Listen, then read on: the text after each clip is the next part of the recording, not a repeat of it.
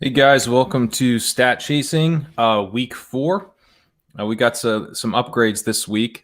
As you see, we got some better overlays here, and also we are going to have some charts this week. I'm very excited about this. Thank you to Sam Hoppin, who has provided us with a chart for each team.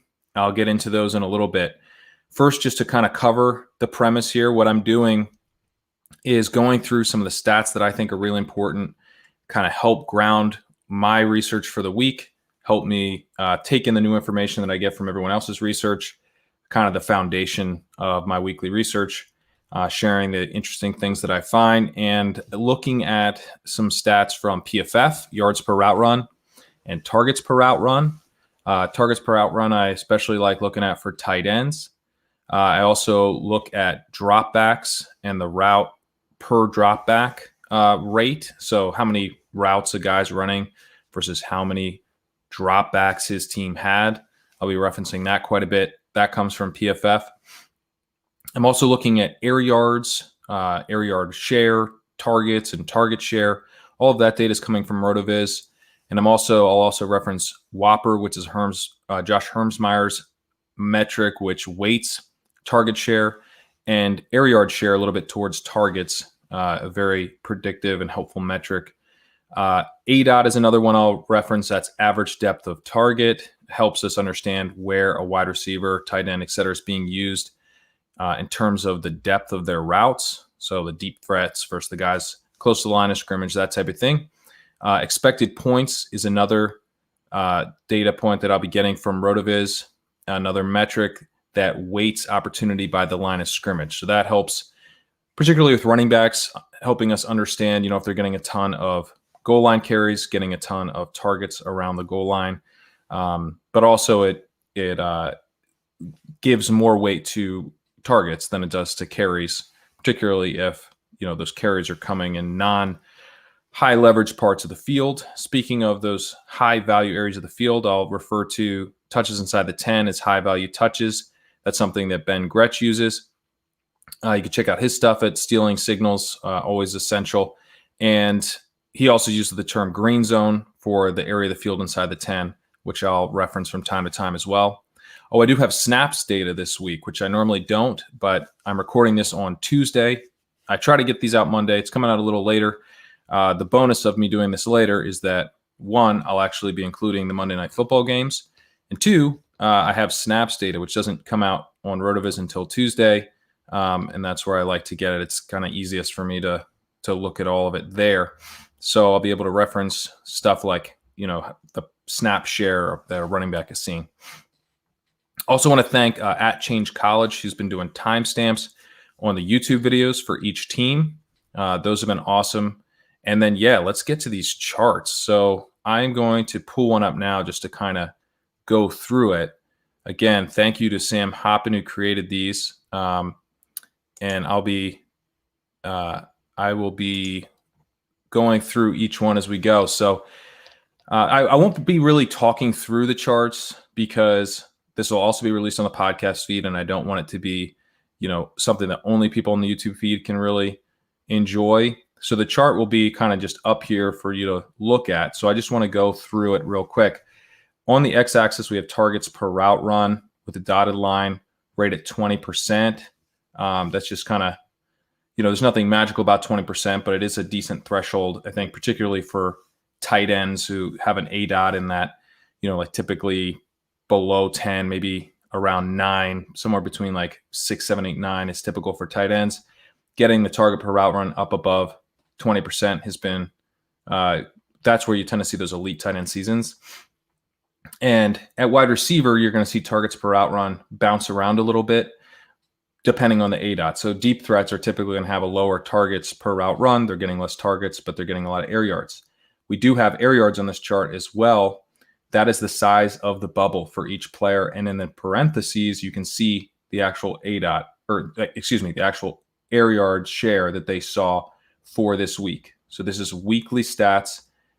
In this example here, DeAndre Hopkins, his air yard share was 32.4% in week 4. See that in parentheses right by his name. And then the y-axis is their routes per team dropback. So DeAndre Hopkins here is running a bunch of routes. He's running nearly 100% of routes. He's getting targeted on nearly 30% of his routes, and he's getting a bunch of air yards to go with that. It's great. That's what we want. We want guys right here, kind of where DeAndre Hopkins is, or even further over to the right, getting targeted even more heavily. But you want him up, running a bunch of routes, and then getting as many targets per route as possible. But we can see things that are kind of interesting, like if a guy is running less routes but getting targeted at a really high rate, should jump out to you as someone that, is somewhat interesting. If a guy is running a ton of routes and not getting targeted at all, maybe that player is operating in a deep threat role, or maybe he is starting not to be so good anymore, like Larry Fitzgerald showing up here with running a nearly full slate of routes, and he's getting 15%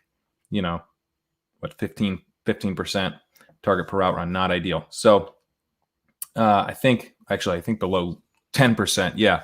So Larry Fitzgerald would be a guy that jumps out to you as someone that's kind of running a bunch of empty routes, kind of the Chris Hogan type of issue where he's just out there doing cardio, as Rich Rebar coined back in the day. So yeah, that's kind of what these charts are highlighting for us. And I'll just go ahead now and get into it. So starting with Arizona, I'm going to be going through alphabetically team by team, and Kenyon Drake at running back was not targeted in this game. He had only 10 rushing expected points, and then he failed to produce on this. It's pretty rough because this is a bad defense, right? This is Carolina, so we were expecting good things, and he didn't deliver. He was banged up at the end of the game, but he looks okay. He looks fine for this week, at least based on the initial reports. He did lead Chase Edmonds in the green zone attempts 3-1, but he also lost a target to Edmonds, so they were 3-2 overall. And Drake looking like a pretty difficult play. I mean, he couldn't capitalize on this matchup, so it's tough to trust him. Chase Edmonds had a 19% target share, which is really nice. 6 targets in this game. That's actually more than Drake has had all season. So Edmonds' role versus Drake in the passing game is pretty stark. Edmonds, at this point, I would say, does have some true standalone pass-catching value. This is a 2-man split right now. Benjamin is the third running back, but he's not been active on game day. So really is just a 2-man backfield at the moment. And Edmonds looks like a pretty awesome target right now. If you can get him cheaply in, season-long dynasty, he looks like he's probably the more talented running back here.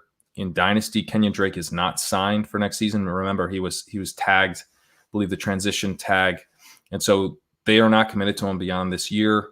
They obviously could bring someone in, draft someone, et cetera. But even then, you would have a window between when Drake is not re-signed and that happens. So Edmonds is someone, I think, who at some point his value will probably go up, and it might go up a lot if Drake is ultimately not retained and they don't bring in someone to replace him.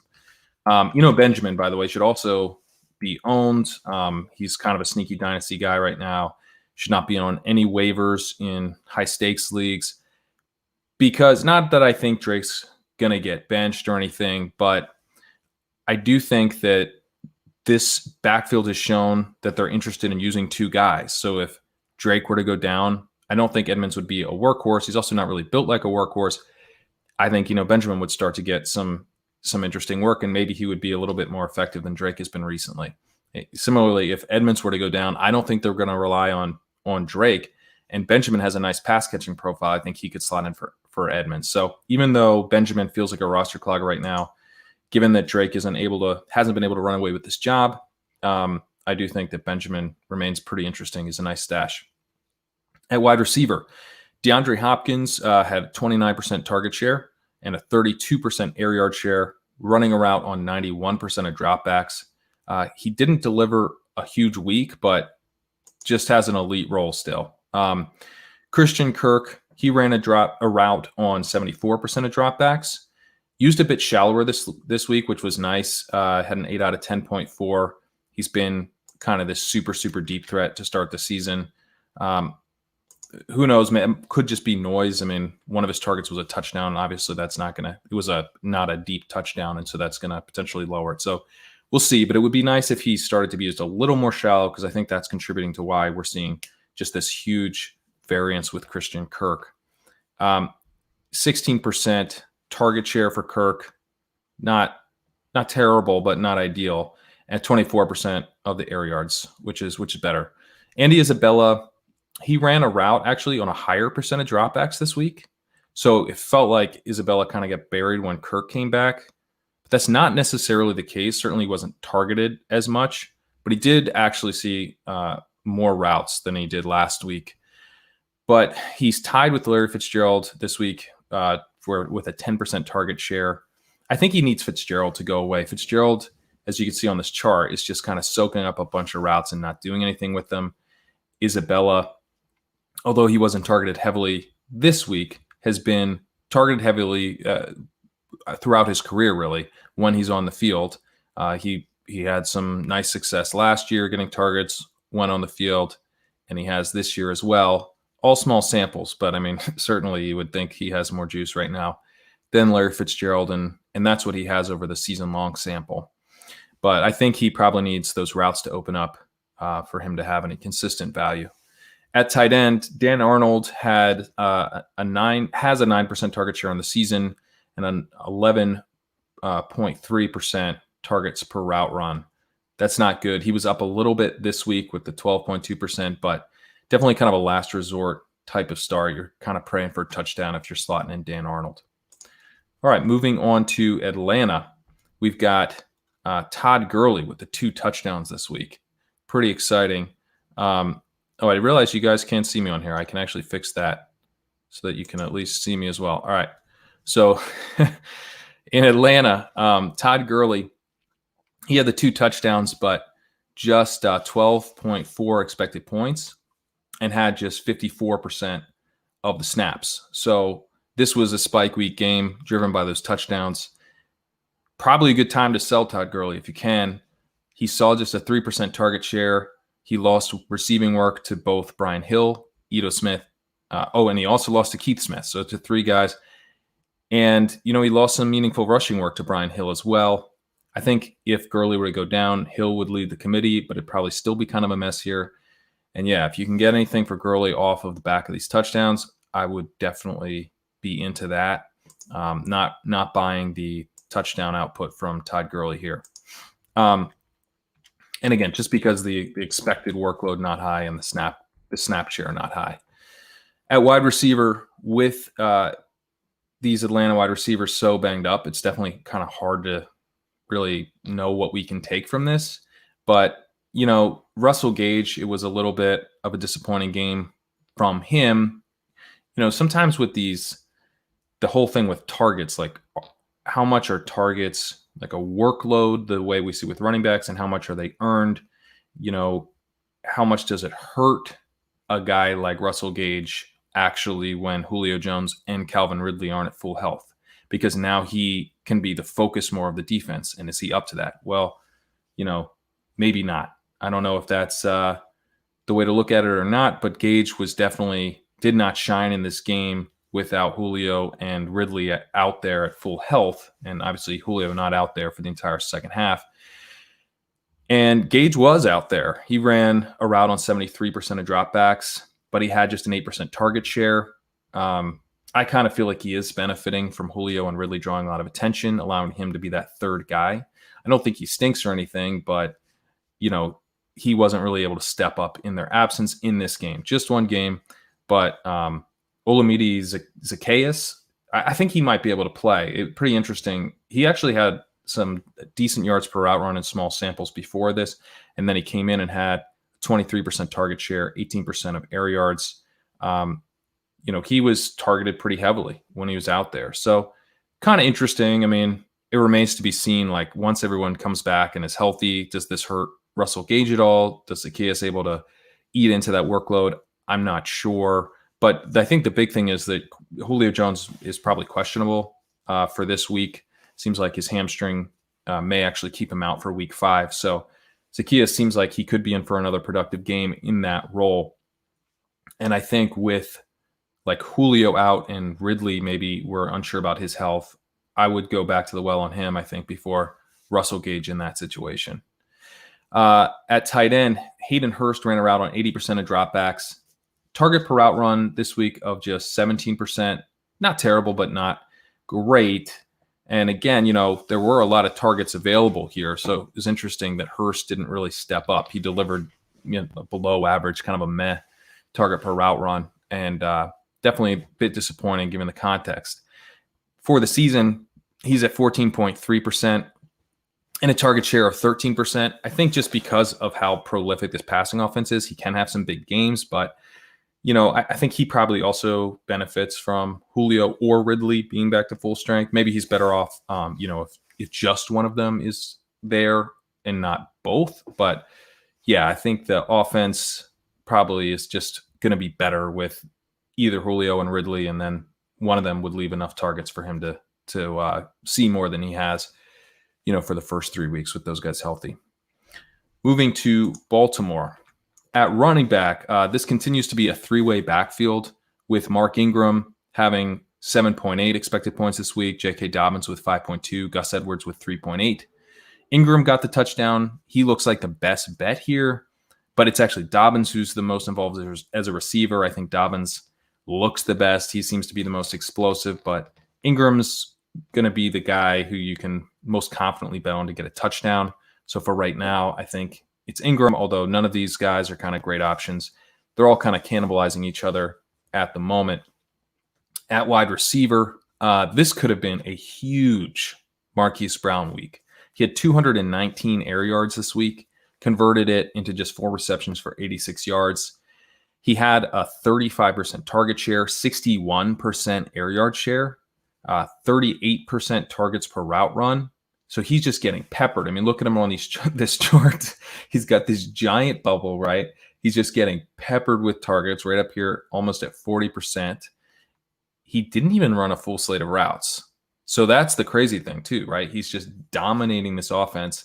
We would like to see our guys up here, but when you see a guy getting a huge share of the offense and he didn't even run a full slate of routes, that just shows you, kind of helps illustrate like he was getting peppered a ton when he was out there. So maybe even more ceiling, in a competitive environment, his role could potentially have been bigger, which is pretty wild to think about. But a lot was left out on the field this week. And I do think that it's going to happen for Brown one of these weeks. He's going to get this type of role. And then because he's actually got deep speed and the ability to finish, long catches, he could be more efficient. He could put efficiency on top of a massive role. So continues to have an elite weekly ceiling. Miles Boykin had a nice target per route run this week of 27%. Concerningly saw his routes fall off from last week. So that is not great. You can see him here on the chart, not running a full slate of routes. What's interesting is that Devin Duvernay saw his route percentage more than double his season high. He ran a route on 38% of dropbacks this week. This is definitely a positive sign for Duvernay owners. He's starting to come on a little bit. Mildly concerning for Boykin owners since, Boykin just saw his routes scale back as Duvernay comes up. So could be the kind of Duvernay's eating into Boykin a little bit. We'll have to see. Maybe they can coexist. It may just be that Boykin fell off this week and Duvernay becomes a big part of the offense, but Willie Snead starts to see his routes scale back instead of Boykin going forward. At tight end, Mark Andrews ran a route on 73% of dropbacks. This was second on the team, so that's not really a concern outside of the fact that with the Ravens, there's always a little bit of concern that they might rest their starters to close the game in these non-competitive environments. We haven't really seen the Ravens take full fantasy, take the full advantage of the competitive game scripts that they've had for fantasy purposes. So hopefully we'll get that. So far, it's been kind of them struggling a bit, like against the Chiefs, or them kind of blowing or winning games strongly enough that they're actually able to rest guys. Andrews, his targets per route run was actually not that good this week. He was saved by having 2 touchdowns, almost like a reverse game of the previous week where he dropped a touchdown, had another big drop, and had a bunch of air yards and a bunch of targets. This week, he didn't really get targeted that heavily, but he was saved by the touchdown variant. So kind of evened out over the last 2 weeks in a bit of a way. On the season, Andrews has a 20% target share, 21% targets per route run. Both those are pretty good. So I think we're kind of where we want to be with Andrews, but it's kind of happened in a little bit of a volatile way, which, can be the case at tight end. At Buffalo, at running back, Devin Singletary, he had 18 expected points. This is for the second straight week. Dude's a workhorse right now without Moss. It does seem like Moss will be back this week, but definitely interesting to see if Singletary is a little bit further ahead of him than he was before. And of course, if Moss doesn't come back, then I'm liking what we're seeing out of Singletary here with the high amount of work that he's getting, and definitely has some strong contingent value if Moss were to go down again. Stephon Diggs operating as the deep threat this week with John Brown Gimpy. I thought that was pretty interesting. He saw 64% of the air yards this week, which he hasn't really been the air yards guy so far. He's been kind of like a traditional alpha wide receiver, seeing a mix of deep and shallower targets, with John Brown operating more deep and Gabriel Davis also operating pretty deep. But Brown had an air yards, just 5 air yards on 5 targets. So he had an 8 out of 1. Perhaps this had something to do with his calf injury. Wasn't used in that same deep threat role. We'll want to keep an eye on that. I don't think it really matters with Diggs. Diggs is incredibly versatile. Could be like the most versatile wide receiver in the league. He can play that deep threat role. That's what we saw him doing in 2019. He can play kind of more of the close to the line of scrimmage, getting open on quick breaks type of role. So he can really do whatever they need him to do. This week, they had him as a deep threat. They also had Gabriel Davis as a pure deep threat. He had an 8 out of 26. This explains how he got 16% of the air yards this week with 3% of the targets. So, yeah, that's what an 8 out of 26 will do for you. He ran a route on 54% of dropbacks. That's nice because he was well ahead of Cole Beasley. And I think Davis continues to look like a pretty strong dynasty bet. He's gotten on the field here quickly. John Brown again.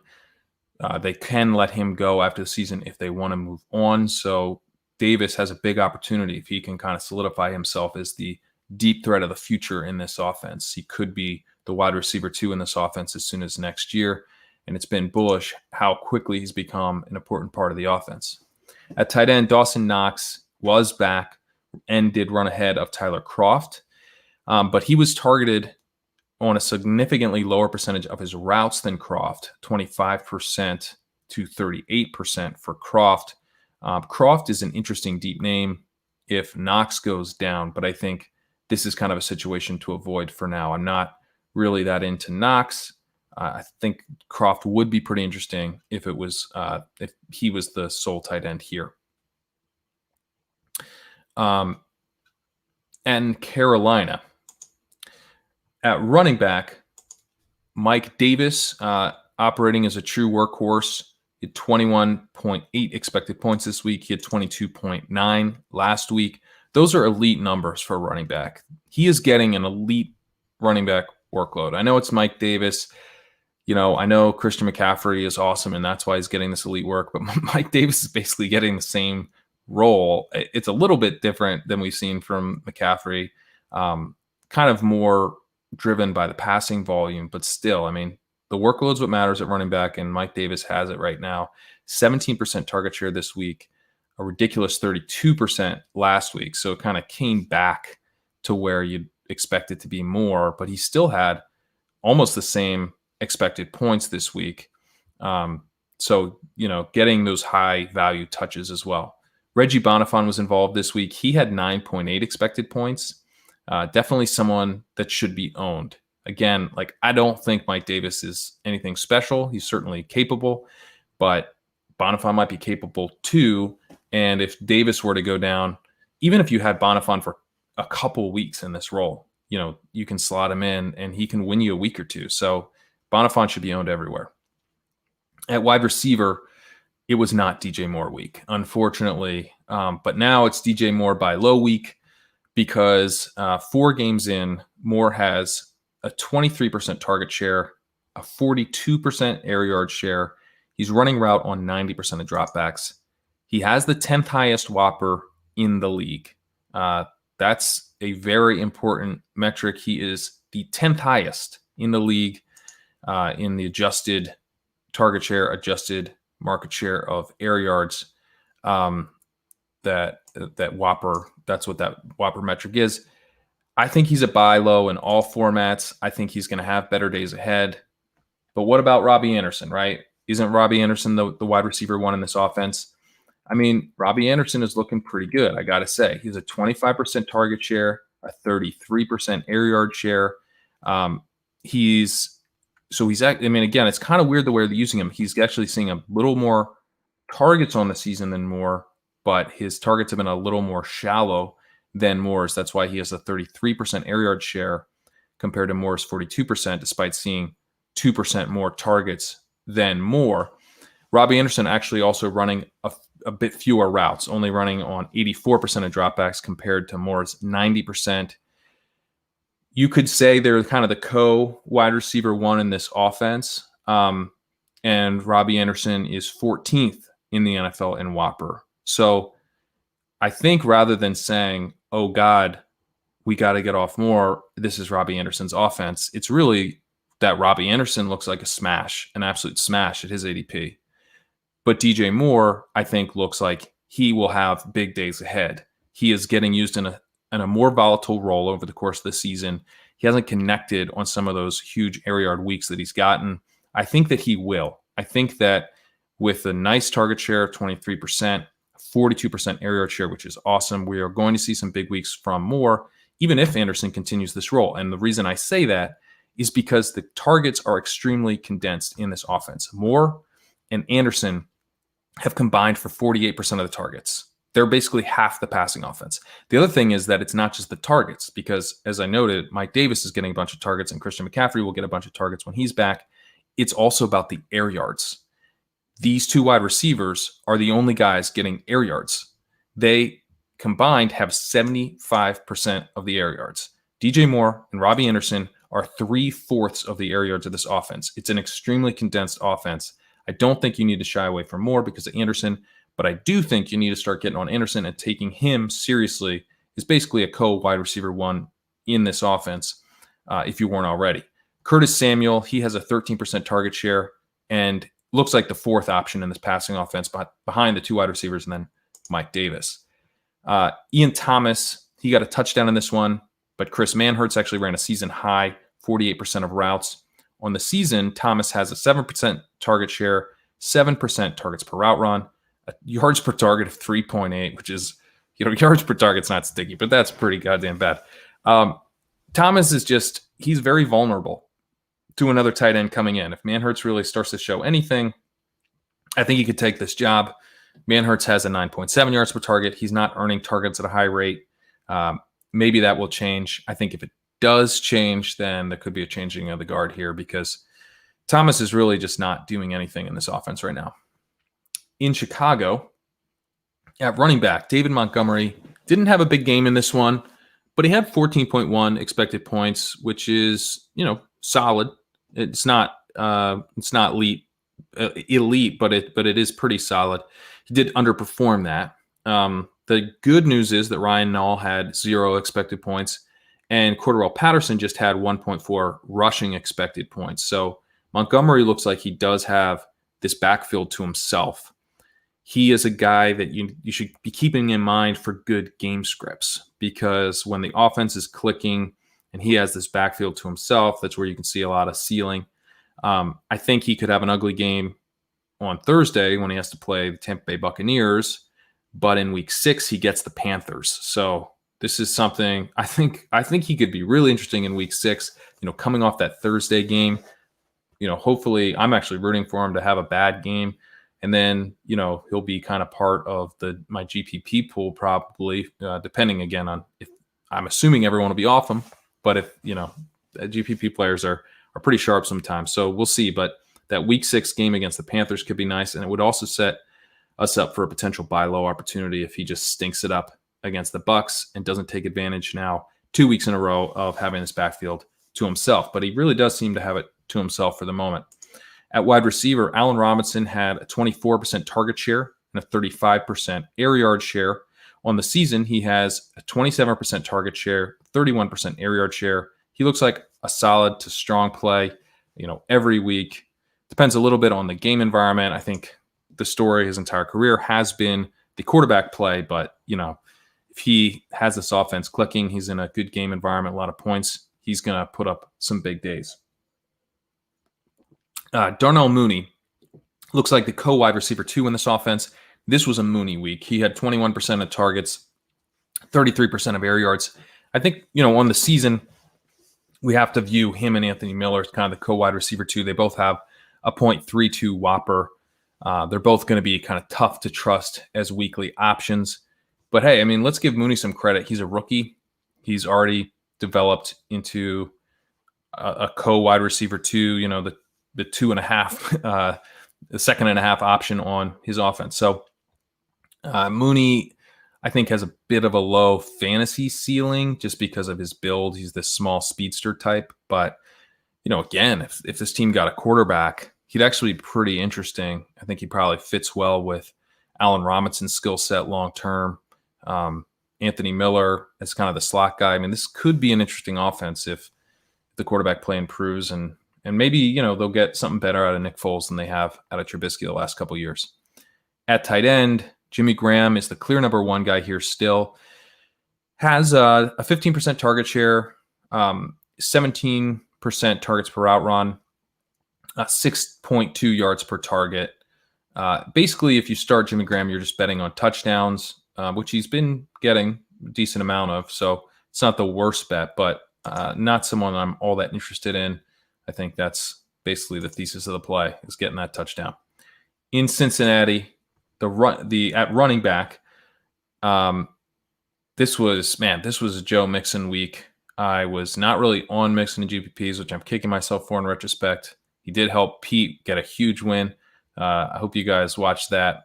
His Tilt Space show with Leone and Holka. That was really cool. They won $50K with Joe Mixon. So, yeah, this is a good week to play Mixon.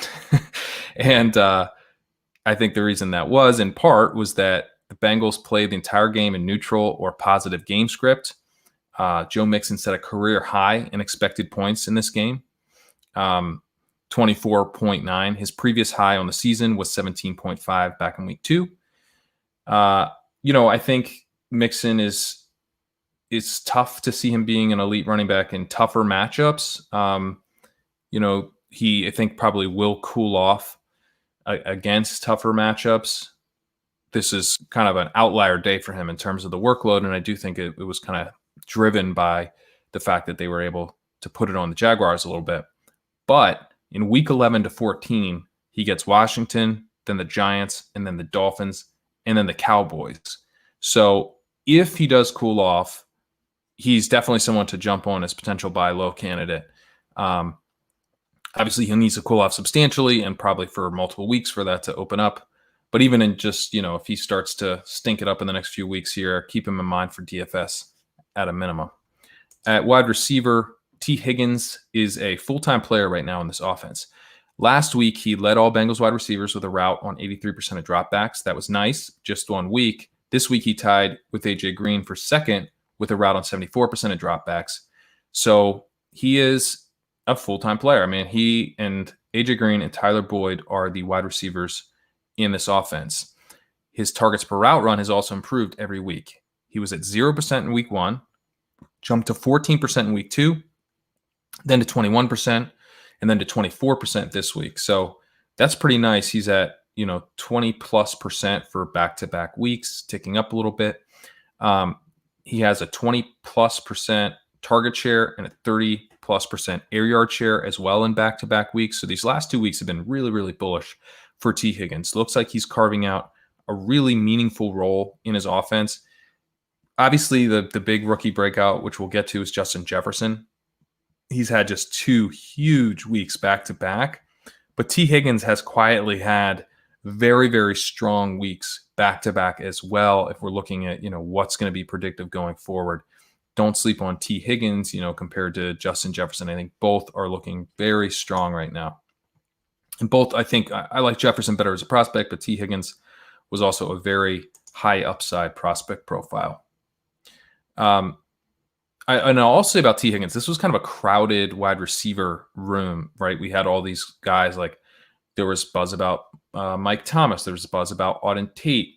There was John Ross. Like, I know none of those guys are considered like elite talents, but Ross was a former first-round pick, and he iced him pretty quickly. Now he looks like he's potentially icing AJ Green. So Higgins is, just the context around this is making me pretty intrigued. Tyler Boyd, he fell back to the pack a little bit this week. Looks like a wide receiver 2, wide receiver 3 in fantasy going forward. 20% target share and 20% air yard share on the season. AJ Green, he's had back-to-back weeks of a 14% target share.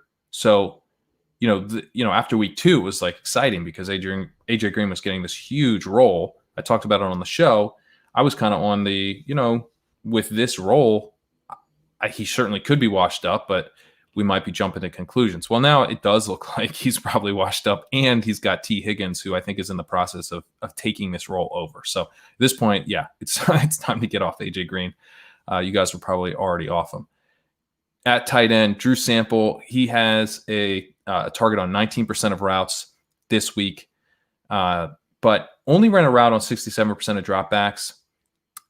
This was an improvement from last week when he's not involved at all, but he's still, I think, a bit of an underwhelming option, and kind of a disappointment if you spent a bunch of money on him, which made sense because Uzomah went down and he's taking over the full role, but doesn't look like it's working out for Sample so far.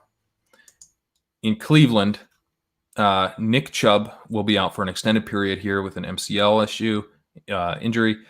Kareem Hunt, he had a nice game, but he did it through efficiency, not through really a big workload, although he did score from pretty far out, which I'm always kind of suspect on penalizing a guy for his expected points for that, because, if he gets stopped at the 1, then he gets the carry, he gets more expected points. So he did have, a nice game. I'm not concerned about his workload going forward.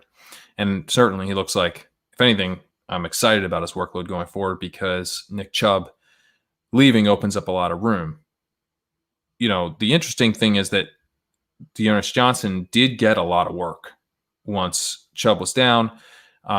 Johnson, he was actually a solid receiver in college, but he hasn't really been used in the receiving game much as a pro, and he wasn't really used that much his last year in college. So I don't know that he'll really be all that involved as a receiver. And of course, the role that's opened up is Chubb's role, which was primarily a rushing role.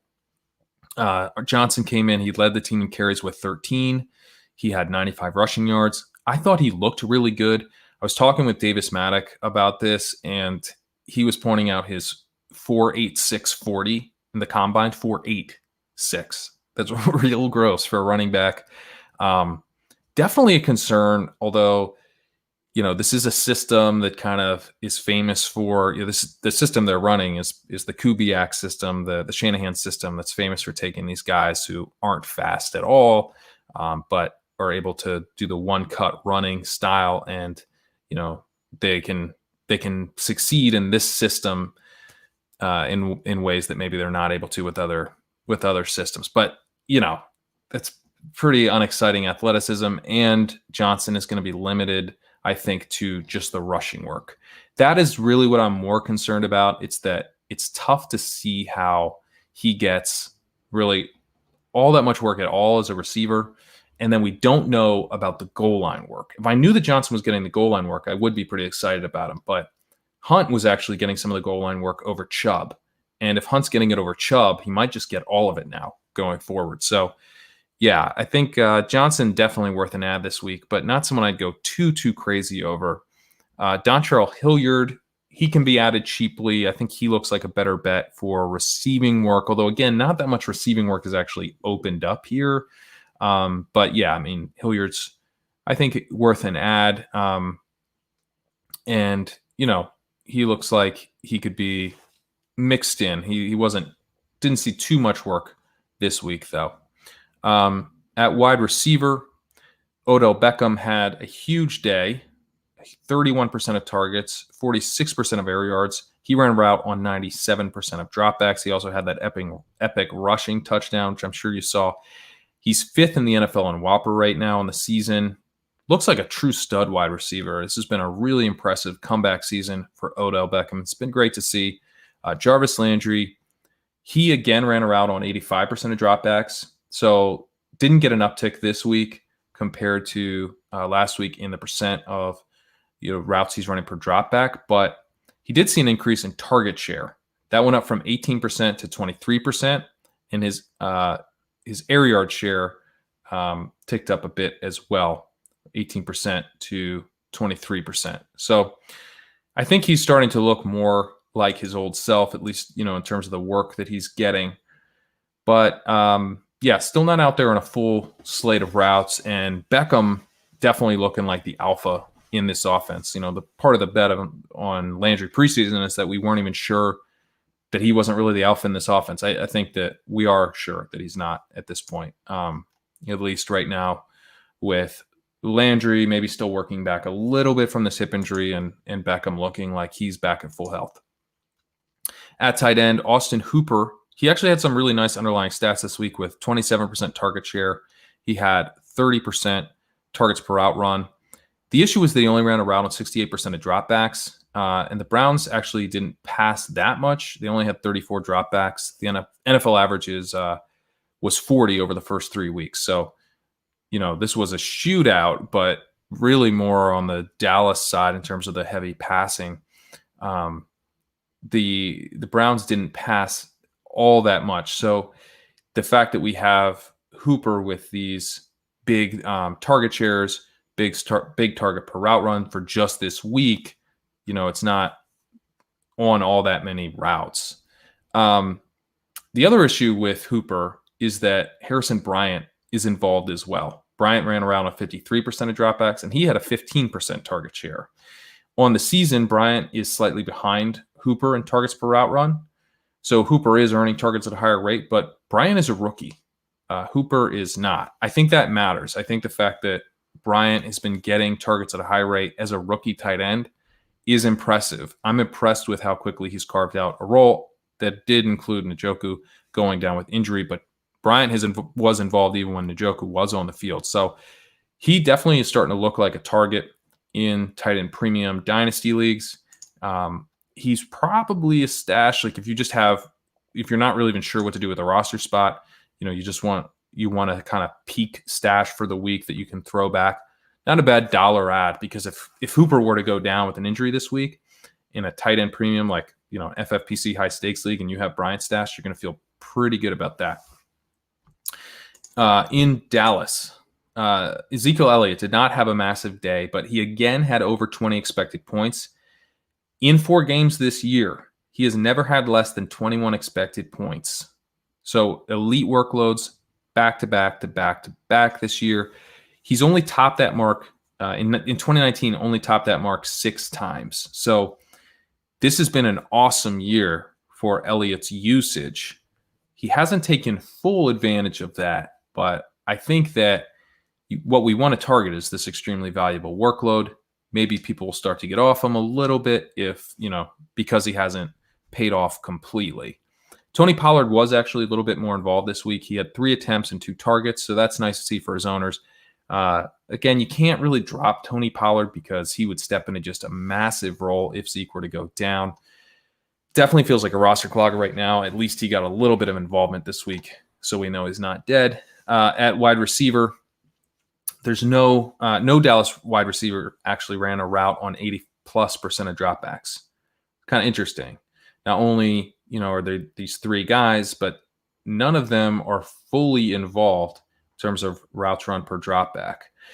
Cedric Wilson and Noah Brown were mixed in. That's how you get all 3 of these guys not being out there all the time. Each of Wilson and Brown ran a route on 27% of dropbacks. This kind of thing happened last week where Wilson was mixed in. That came at CeeDee Lamb's expense. That's not the case this week. I mean, it came at his expense a little bit, but Lamb was back up from where he was last week, and the other guys were down a little bit. All 3 of those top guys were over 75% of routes run. So they were all rating that 75 to 80% in terms of routes run per dropback. So yeah, this offense is slightly less condensed than we'd like, but it's been so prolific that it hasn't really mattered. I think, in some ways it's been somewhat better to target some of the cheap guys, although it's like you had to be right about Gallup last week, and then you wanted to be on Lamb and Schultz as the cheap guys this week, and then Amari. He's been just kind of nice to have because he is the clear alpha, I think, and especially this week, right? So even though the routes run, he didn't show a big advantage over his competition there. He's not out there more. He did show a big difference in terms of the targets, 28% target share, 26% air yard share. So definitely operated as a clear alpha in terms of getting those targets from Dak. Lamb, he again, he's the one with the big game this week, but only a 0.32 Whopper to Gallup's 0.25. Not a huge difference in their roles. These guys have really been kind of the co-wide receiver 2 in this offense. Gallup popped in week 3. Lamb popped last week. Lamb was kind of the guy more in week 2. We were concerned about Gallup after week 2. So it's been kind of inconsistent, and that's what you'll see with Gallup because he has an ADOT of 16.8. Lamb at 9.3. So in week 3, we had the issue with Lamb not running full slate of routes. As long as he runs a full slate of routes, I think he's going to be pretty consistent because he's got that shallower usage. Gallup is just going to be kind of all over the place, even if he's out there all the time, because he's being used really deep downfield. 16.8 on the season is, so that's on the whole sample. His ADOT is really deep downfield. Like, a deep threat might be at 14. He's almost at 17. So that's going to create some of this inconsistency, this volatility that we're seeing from Gallup week to week. Dalton Schultz, he's seeing a target on over 20% of routes this season. That's fantastic for a tight end in an offense this pass heavy. It's got such strong weaponry, which we've just been talking about. So he's still getting a target on 20+% of his routes. That's awesome. He does have this bruised quad issue. Last I checked, he seems likely to play in week 5. In Denver, Melvin Gordon took advantage of having the backfield to himself. He had 23 for 107 and 2 touchdowns on the ground this week, 3 targets for 2 receptions and 11 yards as a receiver. The game was against the Jets, right? And Phillip Lindsay was not playing, and he's expected back this week. So it could kind of come back to earth here for Gordon, but who knows? Maybe he'll have a strong workload even with Lindsay back. Something to keep an eye on. The value of this backfield has been pretty spotty, though. So I think it is a situation to tread carefully with until we get more information about how Gordon is going to look with Lindsay, how that split's going to play out. At wide receiver, we had Tim Patrick lead the way with 25% target share and a 33% air yard share, with a target on 28% of his routes and a route run on 81% of dropbacks. So he was the wide receiver 1 this week. His Whopper of 0.61 is like a true number 1 wide receiver level type of Whopper. Just 1 week, but interesting that he was able to step up and be kind of the wide receiver 1 with Sutton out. Jerry Jeudy ran a route on 84% of dropbacks. He had a 23% air yard share, so that's not bad, but only targeted on 12% of his routes. Not great, and had a 14% target share. So tough game for Jeudy. I think things could open up a little bit more if teams start covering Patrick a bit more, who jumped out in this game. So we'll have to see. And Jeudy is a rookie, so it could be kind of up and down for him this week or week to week. On the season, Jeudy has a targets per route 23.5%, which is pretty damn strong, especially, again, for a rookie wide receiver. So he should have some better games coming up.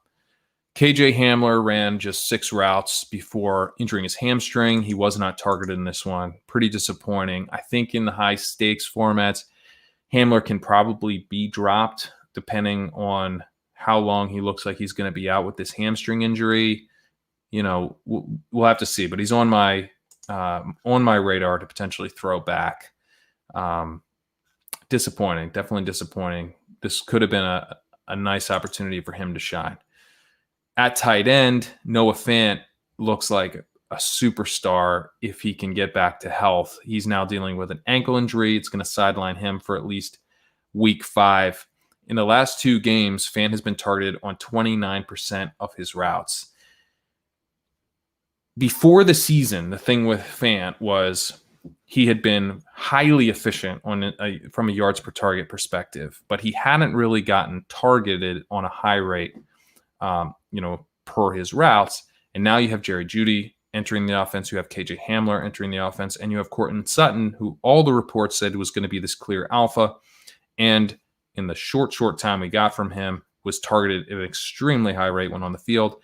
So it's like, how can Fant possibly break through and get those targets? We know that guys in their second year can surprise us sometimes with taking big leaps, and particularly guys who are highly efficient as rookies. Blair Andrews has done a lot of really good work on that. And I think that, Noah Fant is hopefully in the process of making that jump. Obviously, he had a bunch of targets open up with Sutton's injury, but he is just getting that elite workload from a tight end right now, and he's still being pretty efficient. So I'm really excited about Fant. I really want to see Fant get back and be healthy, and kind of finish what looks like a really strong breakout season for Fant. If you can use this injury as an opening to get him in Dynasty, I would definitely try and do that.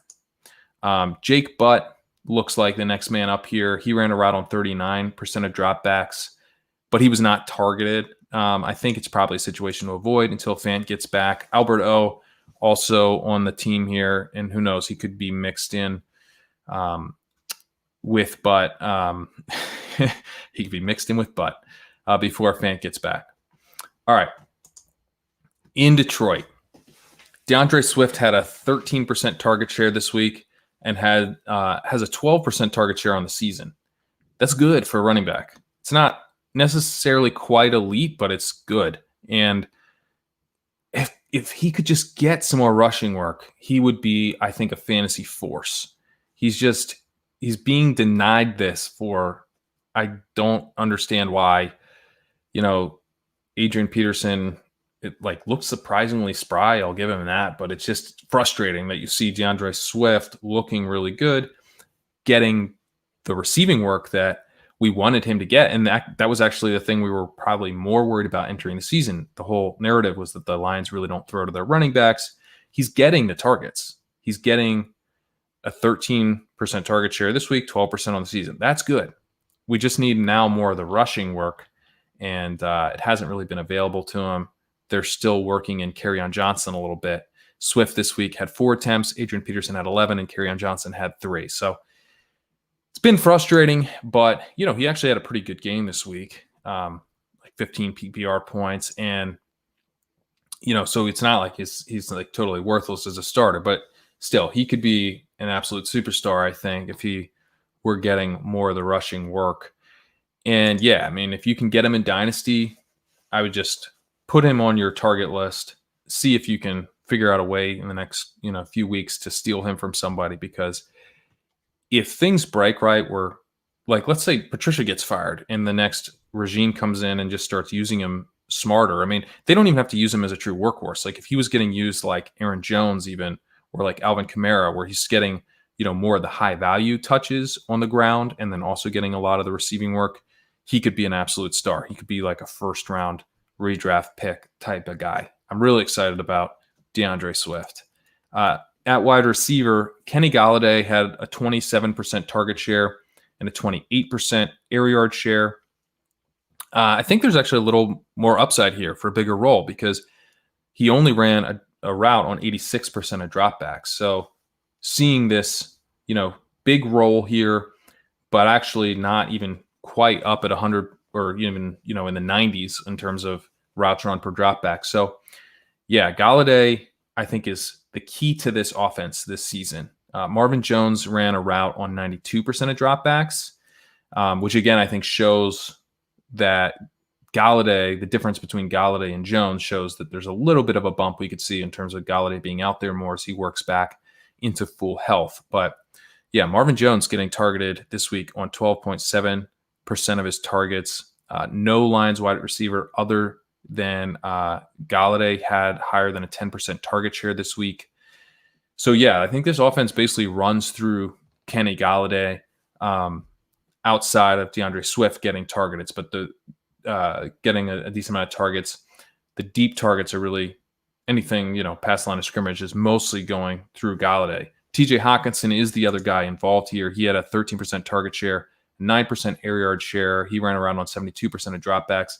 But I think even Hawkinson needs Galladay to kind of open that offense up for him.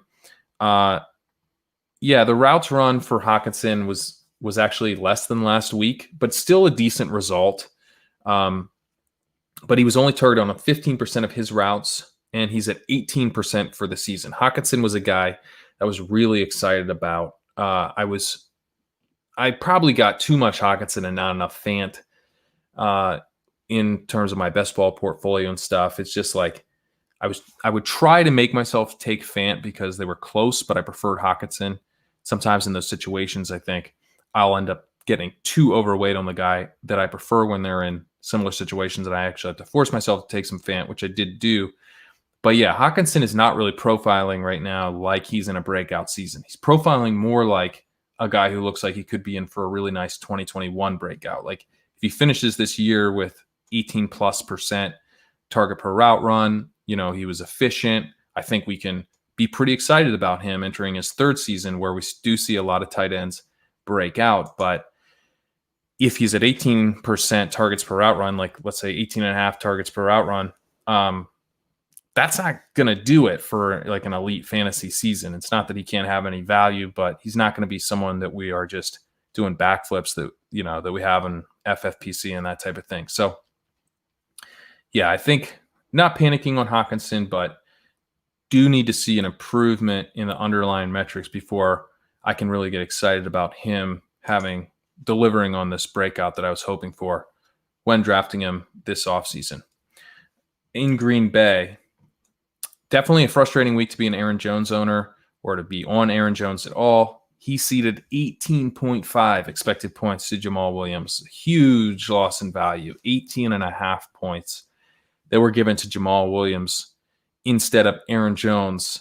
But at the same time, Aaron Jones had a workload himself of 18.4 expected points. Another, both these workloads were borderline elite. And this was the first week that Jones wasn't above 20 expected points. So not anything to panic over here. I mean, Jamal Williams, yes, he stole a ton of value, but Jones also still got a ton of value. And he's getting a ton of value every week. That's just kind of what it's like to own Aaron Jones. Kamara owners also dealt with that same thing this week where he gave up a bunch of opportunities to Latavius Murray, which we'll get to. But yeah, I think Aaron Jones, he doesn't profile like Ezekiel Elliott where he just gets all the work. He doesn't profile like CMC has where he just gets all the work. But he does get a lot of valuable work, and I do think he is, paying off and more on his draft position. I think he'll continue to. At wide receiver, Marcus Valdes-Scantling continued to play a deep threat role, even with Davante Adams and Allen Lazard out, but he was kind of more heavily involved in that same role. I don't think they really switched up his role that much. He had a 14.9 ADOT and a 48% air yard share, but he was more heavily targeted than usual, 24% target share, and he ran a route on 97% of dropbacks. He actually could have had a much bigger night, but left a little bit out there on the field. At tight end, Robert Tonyan was the guy that really kind of stepped up in a big way. He was targeted on 25% of his routes last week, actually, and targeted on 24% of his routes this week. So we did get a little bit of a warning sign here with Tonyan that he, could be targeted at a high rate. He was again.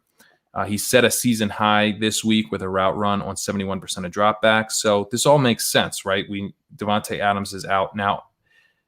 He was out the first game, and Allen Lazard goes off. Then Allen Lazard is out. They need someone else to step up. They put Robert Tonyan out there. He runs a season high routes run per dropback, and he's still getting targeted at the high rate that he was the week before, but now on more routes. This is something that Mike Leone and I have talked a lot about on our podcast, Establish the Edge, and it's kind of the exact thesis. It's that we want these guys who are targeted on a high rate per route, and then when we see them get more routes, we want to be on that. We want to get on that and really bet on the upside with those guys rather than guys who are already out there seeing a bunch of routes, just getting out there all the time on every single drop back, but haven't really shown the ability to get a lot of targets. That's kind of the idea anyway. Tanyan would be an example of why that could be a good way to look at things. Obviously, we're going to see Tanyan fall off a ways once Davante Adams gets back, but this has been a pretty tough year for tight end production, and Tanyan looks like he could be a legit option going forward with Allen Lazard out. Definitely someone that I think could kind of finish out the season pretty strong, maybe kind of a Dalton Schultz type, but in Green Bay. Moving to the Houston Texans, David Johnson had a strong workload this week with 16 expected points. He did leave 4.8 points on the table, and he also ceded 7.6 expected points to Duke Johnson. So there were concerns that Duke Johnson would steal some work from David Johnson, and he did. I'm definitely curious to see how this one shakes out. I'm pretty much going to avoid this situation right now with Bill O'Brien now having been fired. He's the one who traded for David Johnson. David Johnson has looked okay at times. He's looked sometimes pretty spry, sometimes not quite as spry. But, Duke Johnson is a guy that they also gave up draft capital for, was kind of used like head-scratchingly little last year. And I wonder now with Bill O'Brien gone if he gets worked in a little bit more. But definitely going to be keeping a close eye on this backfield in the weeks ahead. At wide receiver, Will Fuller only ran a route on 83% of dropbacks. Definitely more impressive because he wasn't out there with the full routes run slate that he did get 23% of targets and a 32% air yard share. He was also operating pretty deep downfield. His ADOT was 13.6. I think, if the Texans, my concern here is that they might go overly conservative going forward, but still definitely has a very high ceiling in this offense. And I think he could be creeping back up in his routes run per dropback as the weeks move on here. Brandon Cooks, he ran a route on 95% of dropbacks, but only a 10% target share. Definitely going to be tough to trust going forward. Kenny Stills is a guy to keep an eye on. I think he's been good when on the field. 18.8% targets per route run, which isn't like awesome, but his ADOT is 13.6. So he's getting targeted deep downfield where you're not going to typically get targeted at as high of a rate. So I think he's pretty interesting. I would be definitely interested if he ends up running more routes and Randall Cobb starts to see less routes. That I think would be good for fantasy. We could feel better about including Stills than we could about, playing Cobb really in any format. At tight end, Jordan Akins left with a concussion. Darren Fells didn't do anything in his absence. I think Fells could be spot startable if Akins ends up missing week 5. He has a 17.5% targets per route run, which isn't bad. It's the type of thing you can plug in for a week and hope you get something out of it. In Indianapolis, Jonathan Taylor only had 46% of the running back snaps after just 40% last week. So this is a highly frustrating development here. This was a close win over the Bears. Ben Gretsch has written a lot about how Frank Reich kind of will establish his game plans week to week, and there's a lot of variation. But I mean, come on, dude, establish a game plan where you use Jonathan Taylor against the Bears. Like, I don't get it. Like, definitely pretty frustrating that we're not seeing Taylor dominate this backfield the way I think we all feel like he should be. His peak expected points was back in week 2 with 16.8. He only had 11.2 expected points this week. He's just not getting the value that he needs with the touches. He's just not getting that opportunity to be an elite running back.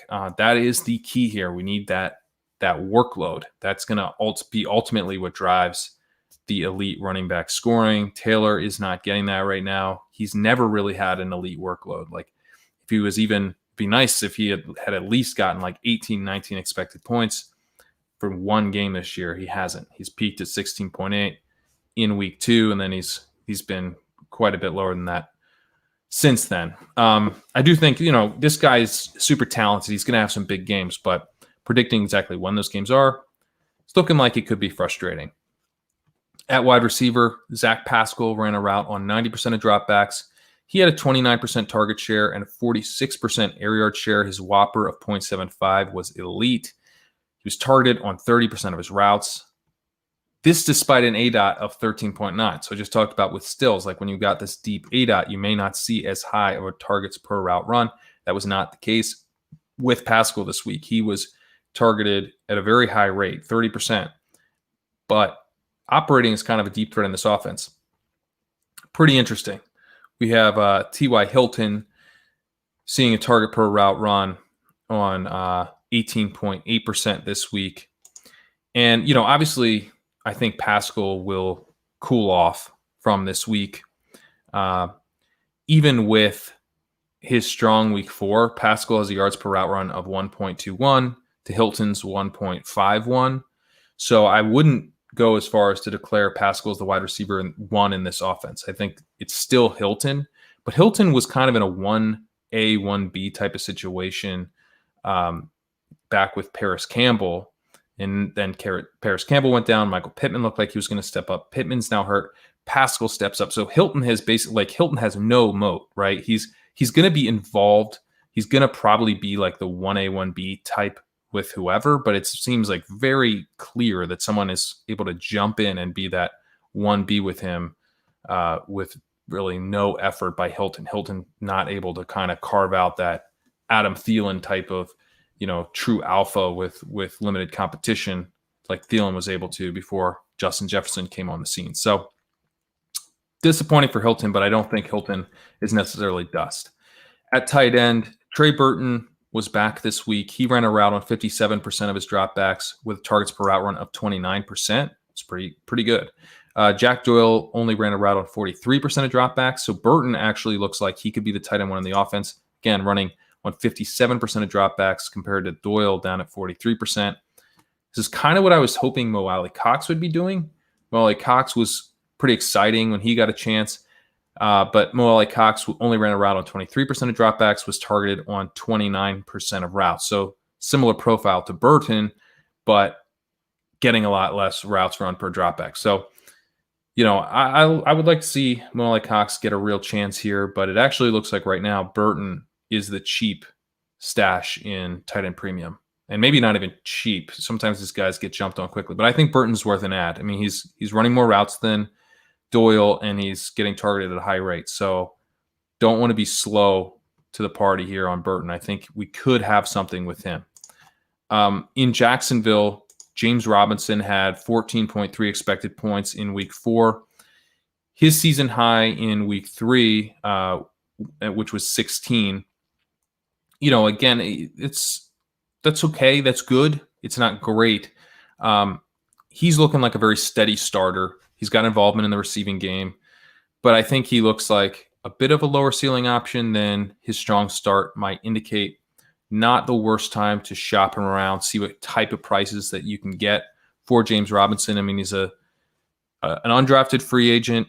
It's unclear, how easily he could be displaced. We also could be looking at a completely new coaching staff in the offseason. So if you're able to get him cheaply in Dynasty, I wouldn't be opposed to at all locking in a profit for him. At the same time, he does look pretty damn good. He has this backfield all to himself. He is being used as a receiver, so not the type of guy you just want to give away either. He looks like he should be a pretty productive, RB1, RB2 borderline type of season-long starter. At wide receiver, DJ Shark was back with a route run on 87% of dropbacks. He had a 25% target share and a 43% air yard share. So pretty nice week for him. He's kind of back to being the alpha. You see here on the chart, he's, right here in the alpha range up in the top right, getting a bunch of air yards, 43% air yard share. Definitely on the season a bit lower than expected. He hadn't really been running as the clear alpha before he was hurt for a week, but this was a step in the right direction. We got to keep our eye here on Laviska Shenault. Suffered a hamstring injury in this game. I haven't really been able to see an update. I'm hoping it's not that serious, but we will see. He had 17% of targets in this game. He had 17% of air yards as well. He ran a route on 49% of dropbacks. So he's getting involved at a high rate, but he's not on the field enough. He looks like he should be on the field all the time. He looks awesome, and he's drawing targets at a really high rate. And he's versatile. Like, I don't get why he's not out there more. Obviously, we have 100% exposure to Visca State, so I'm a little frustrated by this. He has a ridiculous 3.91 yards per route run, getting targeted at a really high rate, doing things with his targets. But yeah, he had a ridiculous, this week he had 3.91, on the season 1.95, which is not truly elite, but it's pretty good for a rookie. When you see rookies up in the 2+ range, it's extremely bullish. So he's right there on the borderline of that extremely bullish result that we saw from guys like Terry McLaurin and Deebo Samuel last year. So, and AJ Brown, and he was actually way above that. But yeah, I think if Shenault is healthy and he's able to get a higher percent of routes run per dropback, he could definitely take an even bigger step. Like, there's a pretty big ceiling here that him not running a full slate of routes does offer if he can be a bigger part of the offense going forward. Keelan Cole ran clearly ahead of Chris Conley with Shark back. Shark and Conley kind of have maybe a little bit of what we saw with Devontae Adams and Allen Lazard, where, Adams goes down and Lazard's role really picks up, and MVS kind of had the same role. Conley looks like he kind of filled in for Shark. Keelan Cole has a distinct role that actually probably benefits from Shark being out there, because Shark's way better for the offense than Chris Conley. Cole, though, I mean, he does look like a low ceiling guy when it comes down to it, because he had 16% target share and 8 out of just 5.9, kind of a PPR type of option, type of flex option if you need it. Tyler Eifert at tight end, another forgettable game. He's been targeted on just 13% of his routes this season. Kind of a last resort Dan Arnold type of option that you're just throwing in, hoping for the touchdown. In Kansas City, Clyde Edwards-Helaire had his lowest value workload of the season with just 13.3 expected points, but he logged a season high in snap share with 73%. Darwin Thompson did not get an offensive snap. He was out there on special teams, so seems like he was phased out of the offense for this game. That's a really good sign for CEH's ceiling going forward. It's also a good sign for the mentor's contingent value. That would make Darrell Williams pretty valuable if CEH were to go down, although I think at that point Thompson would come back in. So it's best for just looking at CEH's ceiling. So even though he had the lowest expected point total of his young career, I think that this week is actually kind of sneaky bullish for him, where if the offense is firing a little bit better, because this was, not a very strong game for the Chiefs offense, then he could see a lot more value. He's getting the full value of the Chiefs backfield, not the entire value, but 73% of the snaps is like an elite snap share. And yeah, so it's the Chiefs offense. He could smash. So good week for CEH in kind of an undercover way, I think. At wide receiver, Tyreek Hill ran a route on 100% of dropbacks. He had 39% of air yards. Definitely could have been a huge night for him if the Chiefs offense was a little more on track. Sammy Watkins led the team in target share with 24%. Definitely remains locked in as the Chiefs wide receiver 2. Always kind of a solid option with that role, being very steady this year. Mecole Hardman, he only ran a route on 51% of dropbacks, but he did get a 14% target share. You can see here he was targeted on over 20% of his routes run, which is nice. And yeah, Demarcus Robinson wasn't even targeted in this game.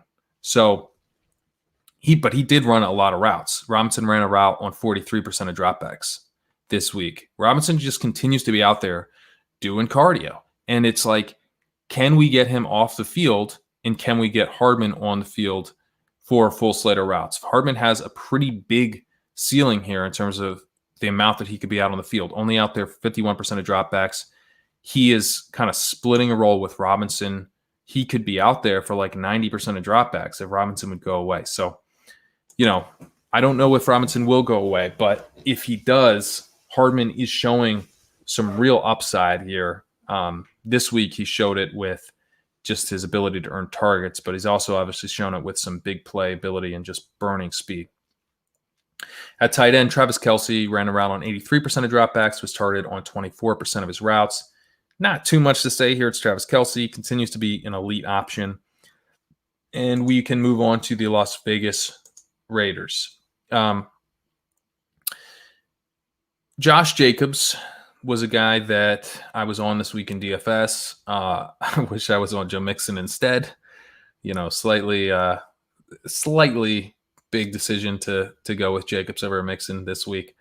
But, Jacobs did have an okay workload. He had 14.2 expected points. But, so 14.2 expected points is fine. But he was seeing much bigger workloads before that. He's had, less than 15 expected points 2 weeks in a row now. He's had to start the season back-to-back weeks of over 20. So I was kind of excited about just how much value he was getting through those first couple weeks. The first week, obviously, against Carolina, where you tend to see these workloads spike. But even in week 2, he had a really big workload that I thought had gone a little bit under the radar, but now that's been scaled back a little bit over the last couple weeks. Still seeing a healthy snap percentage, though, and he has a 12% target share. So I am intrigued by potentially playing him. I don't really own him like anywhere in managed leagues, but I have some in best ball, but I'm never like thinking about starting him in season long. But as a contrarian GPP option, I'm definitely kind of keeping him on the radar. If anytime his ownership looks like it's going to fall off and maybe the offense can get on track, he's someone that I'm definitely considering, just because he does seem like he's more involved as a receiver than we thought he was going to be entering the season. 12% target share and getting a lot of the snaps. So I think the last few weeks have really been more about the offense than about the role. Derek Carr likes throwing to Hunter Renfrow as we move to wide receivers. Renfrow led all wide receivers with a 19% target share and a route run on 21% of his routes. Not even a huge target share, but it's just kind of cracks me up how Carr really does seem to favor Hunter Renfrow when he gets a chance to throw to him. But, I do think that he'll probably be phased out a bit of this offense as the other wide receivers get healthy. And even with as banged up as the wide receivers are, with Zay Jones out there, Nelson Aguilar out there, they were out there more than Renfrow. Renfrow running a route on just 78% of dropbacks. Darren Waller, he balled out. He had a 28% targets per route run, which is awesome. 28% target share, 24% air yard share. He ran a route on 86% of his dropbacks, which is elite for tight ends. I mean, at this point, he was kind of operating as the wide receiver one. He also left some yards on the field with 6.3 yards per target. He's been pretty efficient, in his sample here with Las Vegas / Oakland. So I don't think, yards per target can bounce all over the place, and I would expect it to regress up a bit, and it'll probably help make up for his targets per route run, which I think will regress down.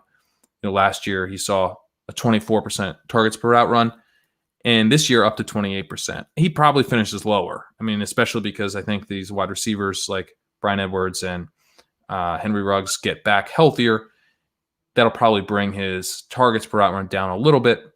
But yeah, if his efficiency pops up, then I think what he's doing is pretty much sustainable, is what I'm saying, because he's not coming on.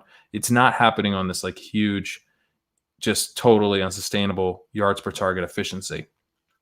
And we have seen guys like George Kittle last year, as like the context around it being like he is clearly the number one option in his offense. He had an entire season up at 29% targets per route run. Mark Andrews was up at 30% targets per route run last year. So even his targets per route run, although I do expect it to regress down a little bit from 28%, it's not at a level where it just can't possibly stay up the side. It actually could stay up the side. So Darren Waller looking like a truly elite tight end option this year. Very, very valuable to have Darren Waller right now with tight end where it is.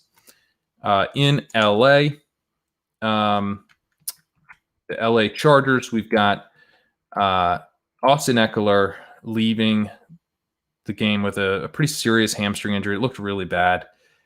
Couldn't even kind of support himself while the guy was still trying to tackle him. So he'd probably be out for a little while. And then we also had Joshua Kelly fumbling again. This was another one of I was talking with Davis about Justin Jackson versus D'Ernest Johnson, and he kind of got me more on Jackson because pointing out this Kelly fumble, now back-to-back games of the fumble, we could see, Jackson getting an opportunity to get a bigger role than we would have expected because, Kelly iced Jackson like right away. And so maybe Kelly, though, is kind of fumbling his job away literally, and Jackson has a chance now to get a big role back. I think kind of just based on contingent value, you have to be pretty interested in Jackson because if Kelly were to get banged up and Eckler's out for a long time, then Jackson could just have kind of a huge role by default. But I do have a hard time buying fully into Jackson, and I think Jackson's going to be pretty expensive this week. I think you're really going to have to bid up for him in Fab. I don't know that I'm going to be willing to do that. I'm curious to get Pete's thoughts on this when we put in our FFPC bids and stuff, because the thing with Jackson is that last year, right, he played 7 games. He had 1 carry inside the 10 in all 7 games, just 1. He played all 3 games that Melvin Gordon was out for. So that means that in those 3 games where you have no Melvin Gordon, you just have Austin Eckler and Justin Jackson, it's Austin Eckler who's doing the goal line work. Okay? So then Joshua Kelly comes in, he beats out Eckler, for the goal line work this year. Kelly not only quickly ices Jackson for the backup role, but he's actually getting goal line work over Eckler. I don't think that Jackson is going to come in and take goal line work from Kelly when he couldn't even take it from Eckler. So that concerns me. Concerns me that there's probably not very many high-value rushes available for Jackson. If he's scoring touchdowns, he's probably doing some crazy tackle breaking from like the 14 or something, right? So that's not great. Obviously, if Kelly keeps fumbling, if he fumbles near the goal line, then maybe that completely shakes things up. I wouldn't completely rule out Jackson getting goal line work, obviously, but I'm just skeptical that it's really going to be there for him without something changing. The other thing with Jackson is that he had just 11 targets in 7 games last year. He did have 2 targets this week, so that was nice to see, but I don't necessarily think he profiles to just take over Eckler's receiving role either. In fact, Kelly has been getting a fair amount of receiving work. He got 3 targets in this game to Jackson's 2, and he's had 8 targets since Herbert took over after getting 0 with Taylor in week 1. So he has been pretty, I think, surprisingly so involved as a receiver. And, already in those 3 games with Herbert, got to 8 targets. Jackson had just 11 again in 7 games last year. So I just feel like Jackson kind of profiles as sort of a trappy type of dude. Trap is one of Ben Gretch's stats that looks at your percentage of targets that are not those high-value carries or receptions. So he's a guy that's probably going to get a lot of work between the 20s and that work being carries, not the high-value stuff that we're looking for in PPR leagues, receptions. So, yeah, I think that I'm just going to be I'm probably going to be the guy dragging my heels with all my co-managed teams on bidding high on Jackson. I don't think you're crazy if you want to go out and get him. The contingent value is definitely there, and I could be wrong about how this plays out. Jackson, he's definitely a worthwhile waiver ad. I do think he'll be pretty expensive to get, at least in the high stakes stuff, though. At wide receiver, Keenan Allen. If you're watching the YouTube, this is literally, go to the YouTube. If you're not watching this on YouTube, go to the YouTube and look at where Keenan Allen is on this chart. He breaks this chart. Sam, you got to redesign this chart because Keenan Allen just broke the whole concept. He is at over 40% target per route run here. He has 36.8% air yards. It's just absurd. He's got a 48% target share this week. He had 11 targets. The next highest wide receiver on the Chargers this week had 1 target. Keenan Allen had 11. The next highest guy had 1. There were a couple guys. I think Guyton had 1, and I think I guess Tyron Johnson had 1. But no one, maybe it was Williams even. Anyway, 1 guy, 1 target. The wide receiver room is Keenan Allen right now. He leads for the season now. He leads all players in target share, 37%. Allen is 8th in the NFL for the season in air yard share. His Whopper of 0.82 is the highest in the NFL. So, look, think about it this way, okay? What we're seeing with Keenan Allen is that, yeah, it was great for him that Justin Herbert came in and replaced Tyrod Taylor, because it is not even a question for these weapons, and I think just overall, but especially for the weapons, Herbert is a big upgrade on Taylor. But Herbert is also an upgrade on Rivers. That's where I'm getting to. I think Herbert is taking this offense, and specifically Keenan Allen, to new heights. It's really, really exciting. Now, Herbert could cool off, but he just had a really nice game against Tampa Bay.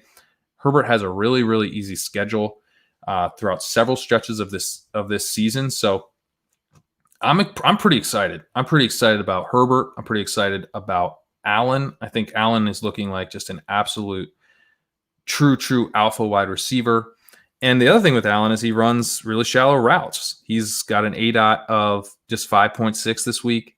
Saw 37% of air yards with an ADOT of just 5.6. I talked about this early in the season with DeAndre Hopkins, where it's like, just helps illustrate how many targets a guy's getting when he's getting 5.6 yards, average depth of target, and then still seeing a ton of the team's air yards with, those short targets. So that low ADOT just helps illustrate how impressive his role is, but it also fits with Eckler being out, because Eckler obviously gets used in the short passing game a lot as well. And I just talked about how Justin Jackson, despite profiling physically as a receiver, hasn't really shown that.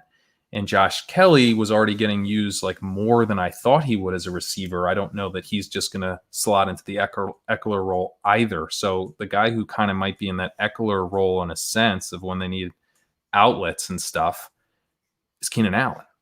So I think he's just, I don't see this volume necessarily just kind of regressing all of a sudden. Like, there are more targets, short targets specifically, available in the offense now. And I think he could be just absolutely smashing in the coming weeks.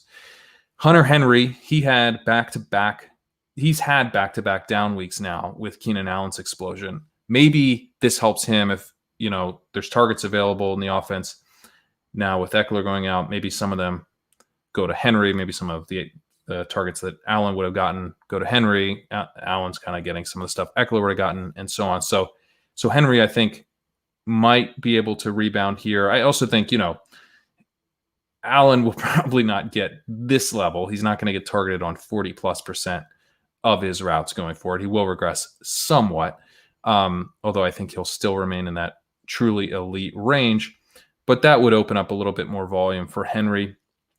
On the season, still looks like a strong option, 21% target per route runs. That's pretty good for tight end. Running around on 81% of dropbacks, that's also really good for tight end. So still looks like a pretty strong option here. And yeah, I think he can probably see a little bit more target opportunity moving forward. Looking at the Los Angeles Rams, week 4 is Malcolm Brown week. He had 13 expected points to Henderson's 6.6. Brown saw 6 targets to Henderson's 1.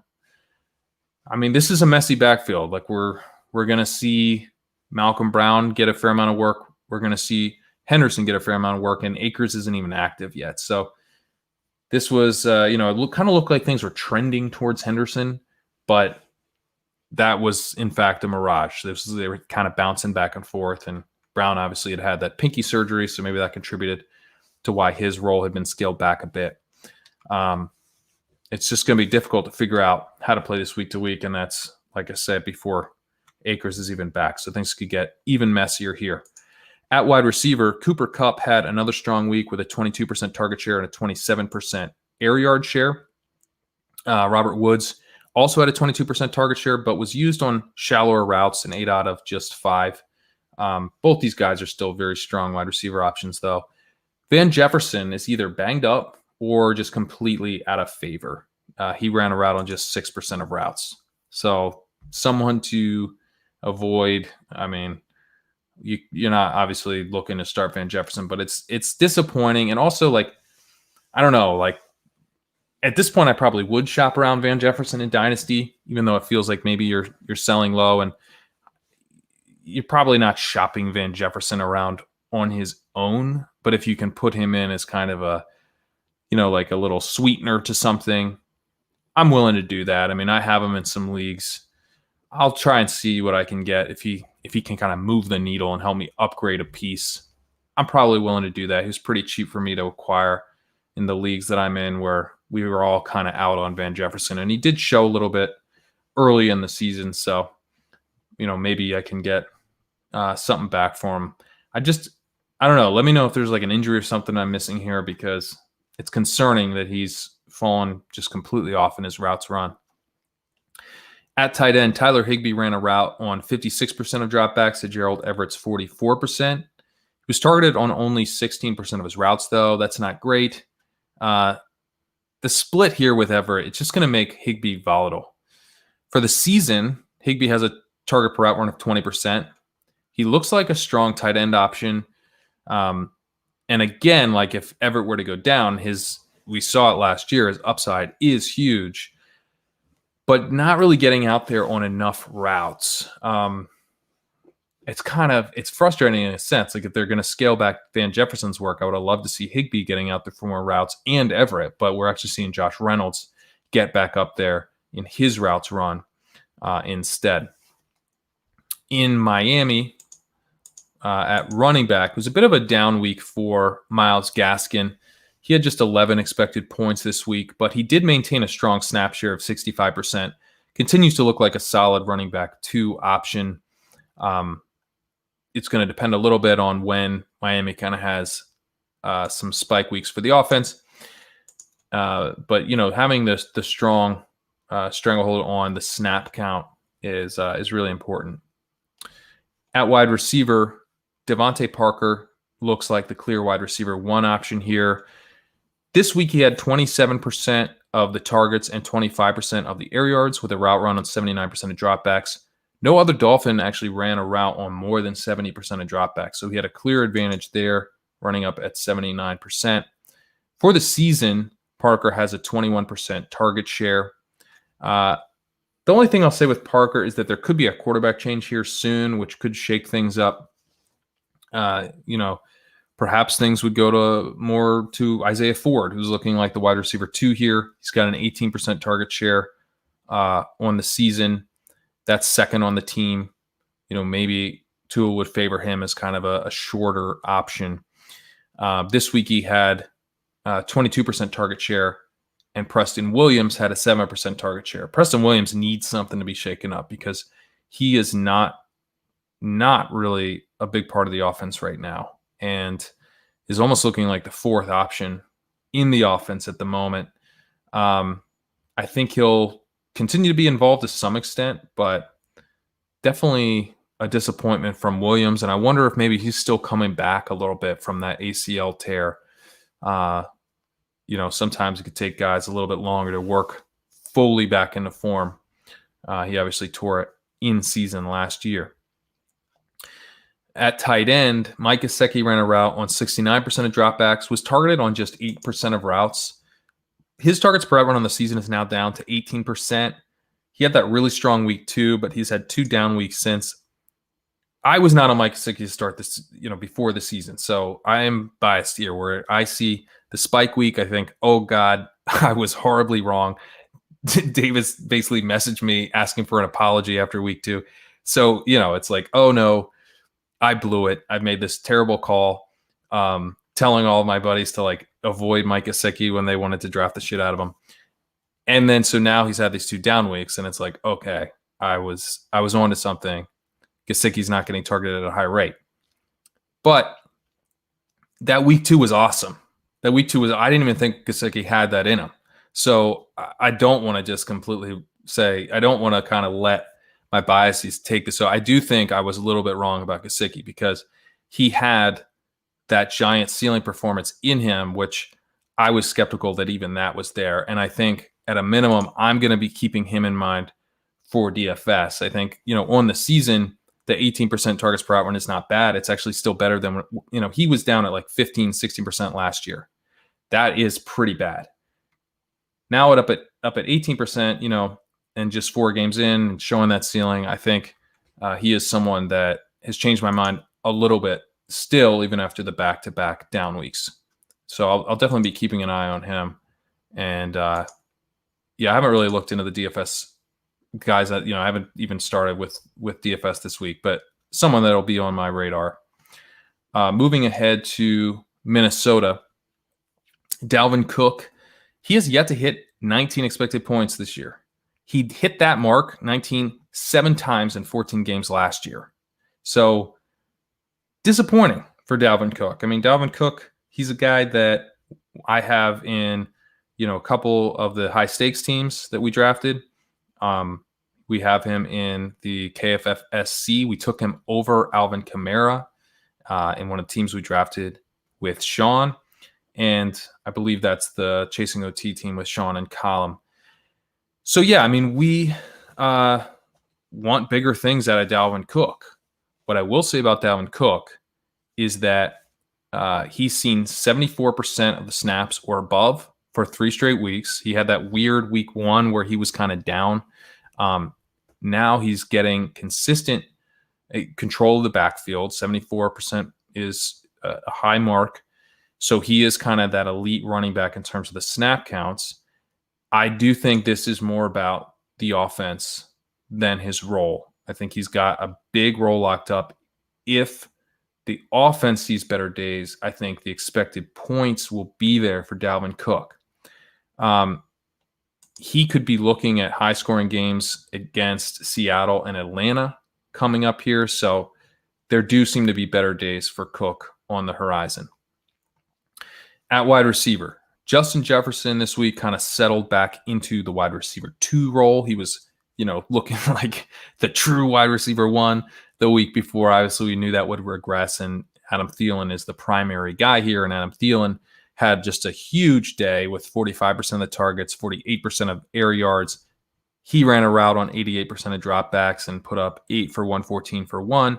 So Thielen kind of reestablishing himself as the wide receiver 1 in the offense. But Justin Jefferson was awesome as the secondary option. Jefferson had 23% of targets, 32% of the air yards. He ran a route on 85% of dropbacks. His yards per route run this week was 4.68. He was up above 6 last week. He's just putting up absurd efficiency.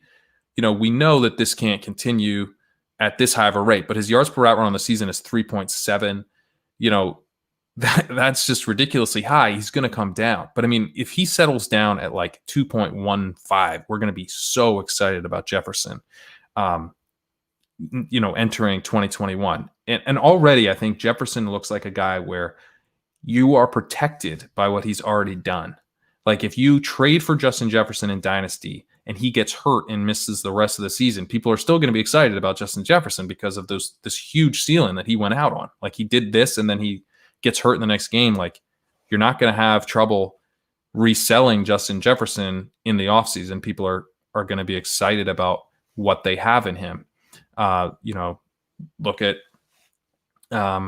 some of a guy like Kelvin Benjamin after a pretty strong rookie season tore his ACL in the offseason, and his ADP did not change. He did not lose any value entering year 3 compared to where he entered year 2 because people still have that excitement for the young player who flashed as a rookie. The other thing with Justin Jefferson is that he's not hurt. He's healthy, and I think he has the chance to continue to put up pretty strong numbers and continue to carve out a big role for himself where people feel confident in him and obviously delivering fantasy points for your roster. So if you can get Justin Jefferson right now, not to say that you just absolutely need to get him, but what he's doing right now provides safety.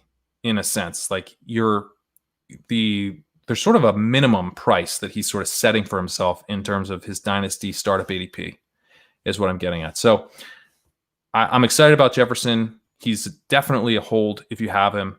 But I also think he's, price check him. See if you can get him for a price that does not reflect the fact that he's probably looking at like a minimum of a 5th, 6th round startup pick next year.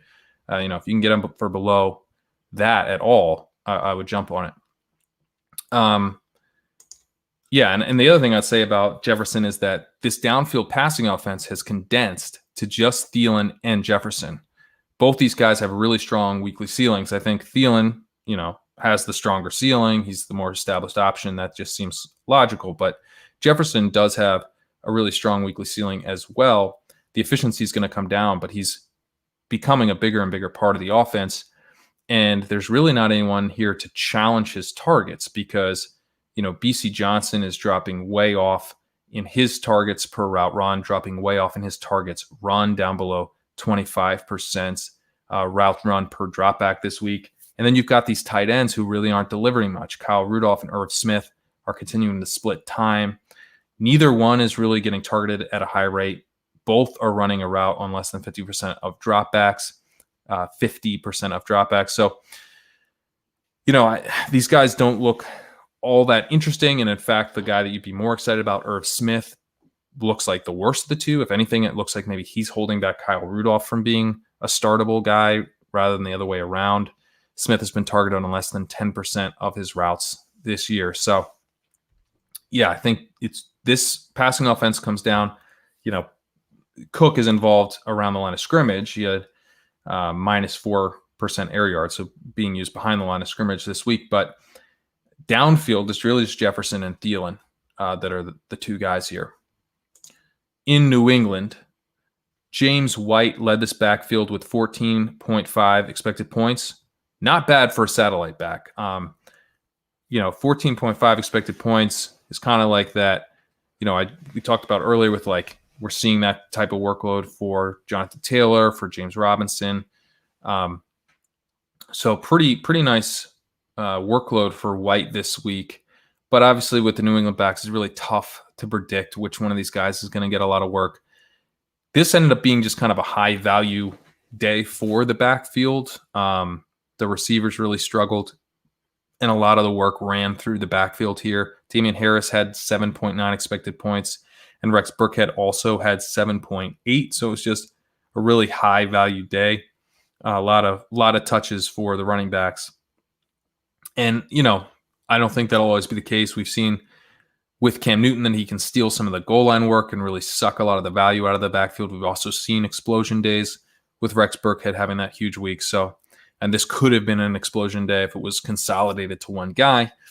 But it was all split up. This is going to be a bit of a headache. But, if you're taking shots on a Patriots running back, there's worse things to take a shot on than just to plug in one of these guys and pray for them to be the guy that week, I guess. At wide receiver, Damiere Byrd was the wide receiver one this week. Ran a route on 100% of dropbacks. He had 29% of targets. 51% of the air yards, was targeted on just 24% of his routes. He had an 8 out of 15, so getting targeted on 24% of his routes is pretty impressive. He was a guy, he's had 100% routes run per dropback before this season. I'd kind of written it off a little bit, but he's like kind of looking like the guy they keep on the field all the time. Edelman had been just the clear wide receiver one previously, but he has been he basically just had a bad game. Watching that game, he kind of looked like lethargic and let a ball go through his hands, had a bad drop. So, Edelman is getting up there in age. Maybe it was that. Maybe it's just a bad night. I don't know. He had 18% of targets in this game. N'Keal Harry did as well, both at 18%.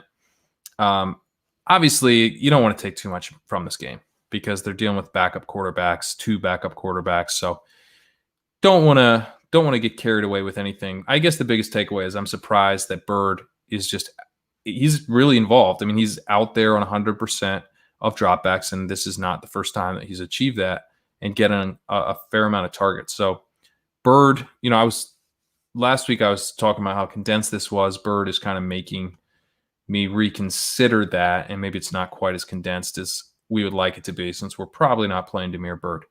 Ryan Izzo is continuing to be the guy here at tight end. In this respect, the target tree is quite condensed because Ryan Izzo is not really getting any meaningful work. So, if Byrd is involved, at least there isn't a tight end to have to contend with here.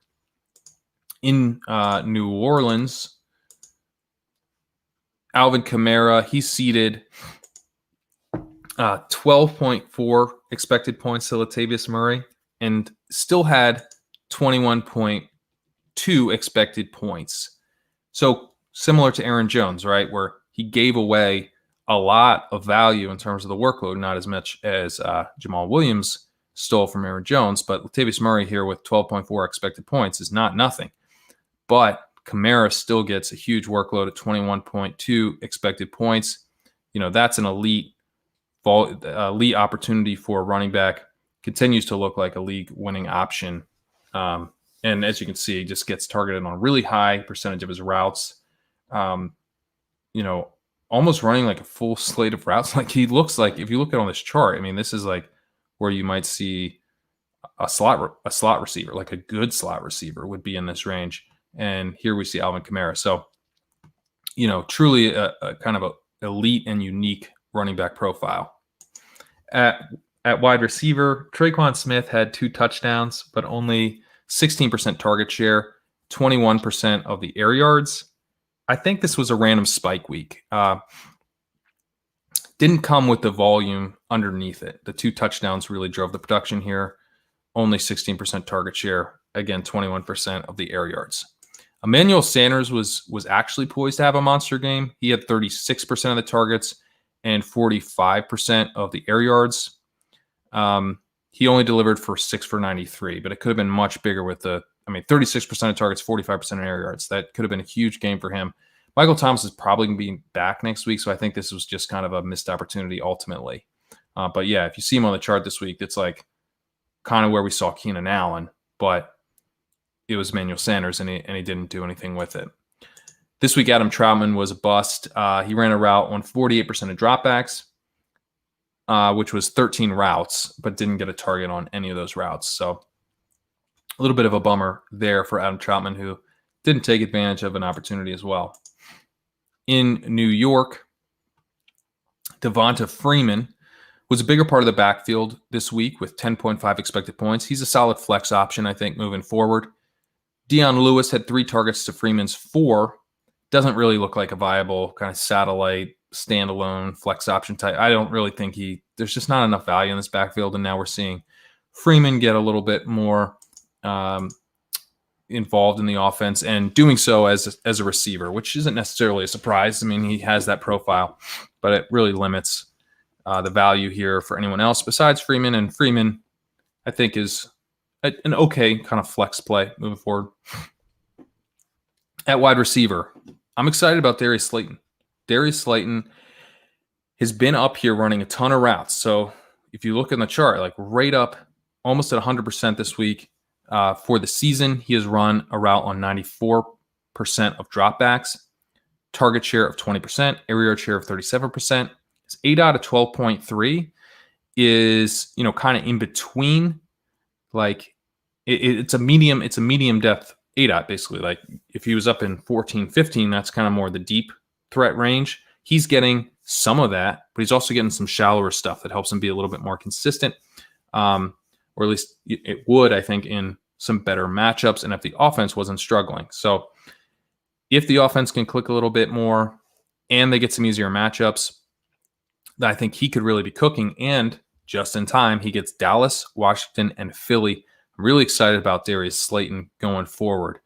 Golden Tate ran a route on 87% of dropbacks this week, saw 17% of targets, but he had just 8% of air yards. Low ceiling, like low air yard volume kind of slot option.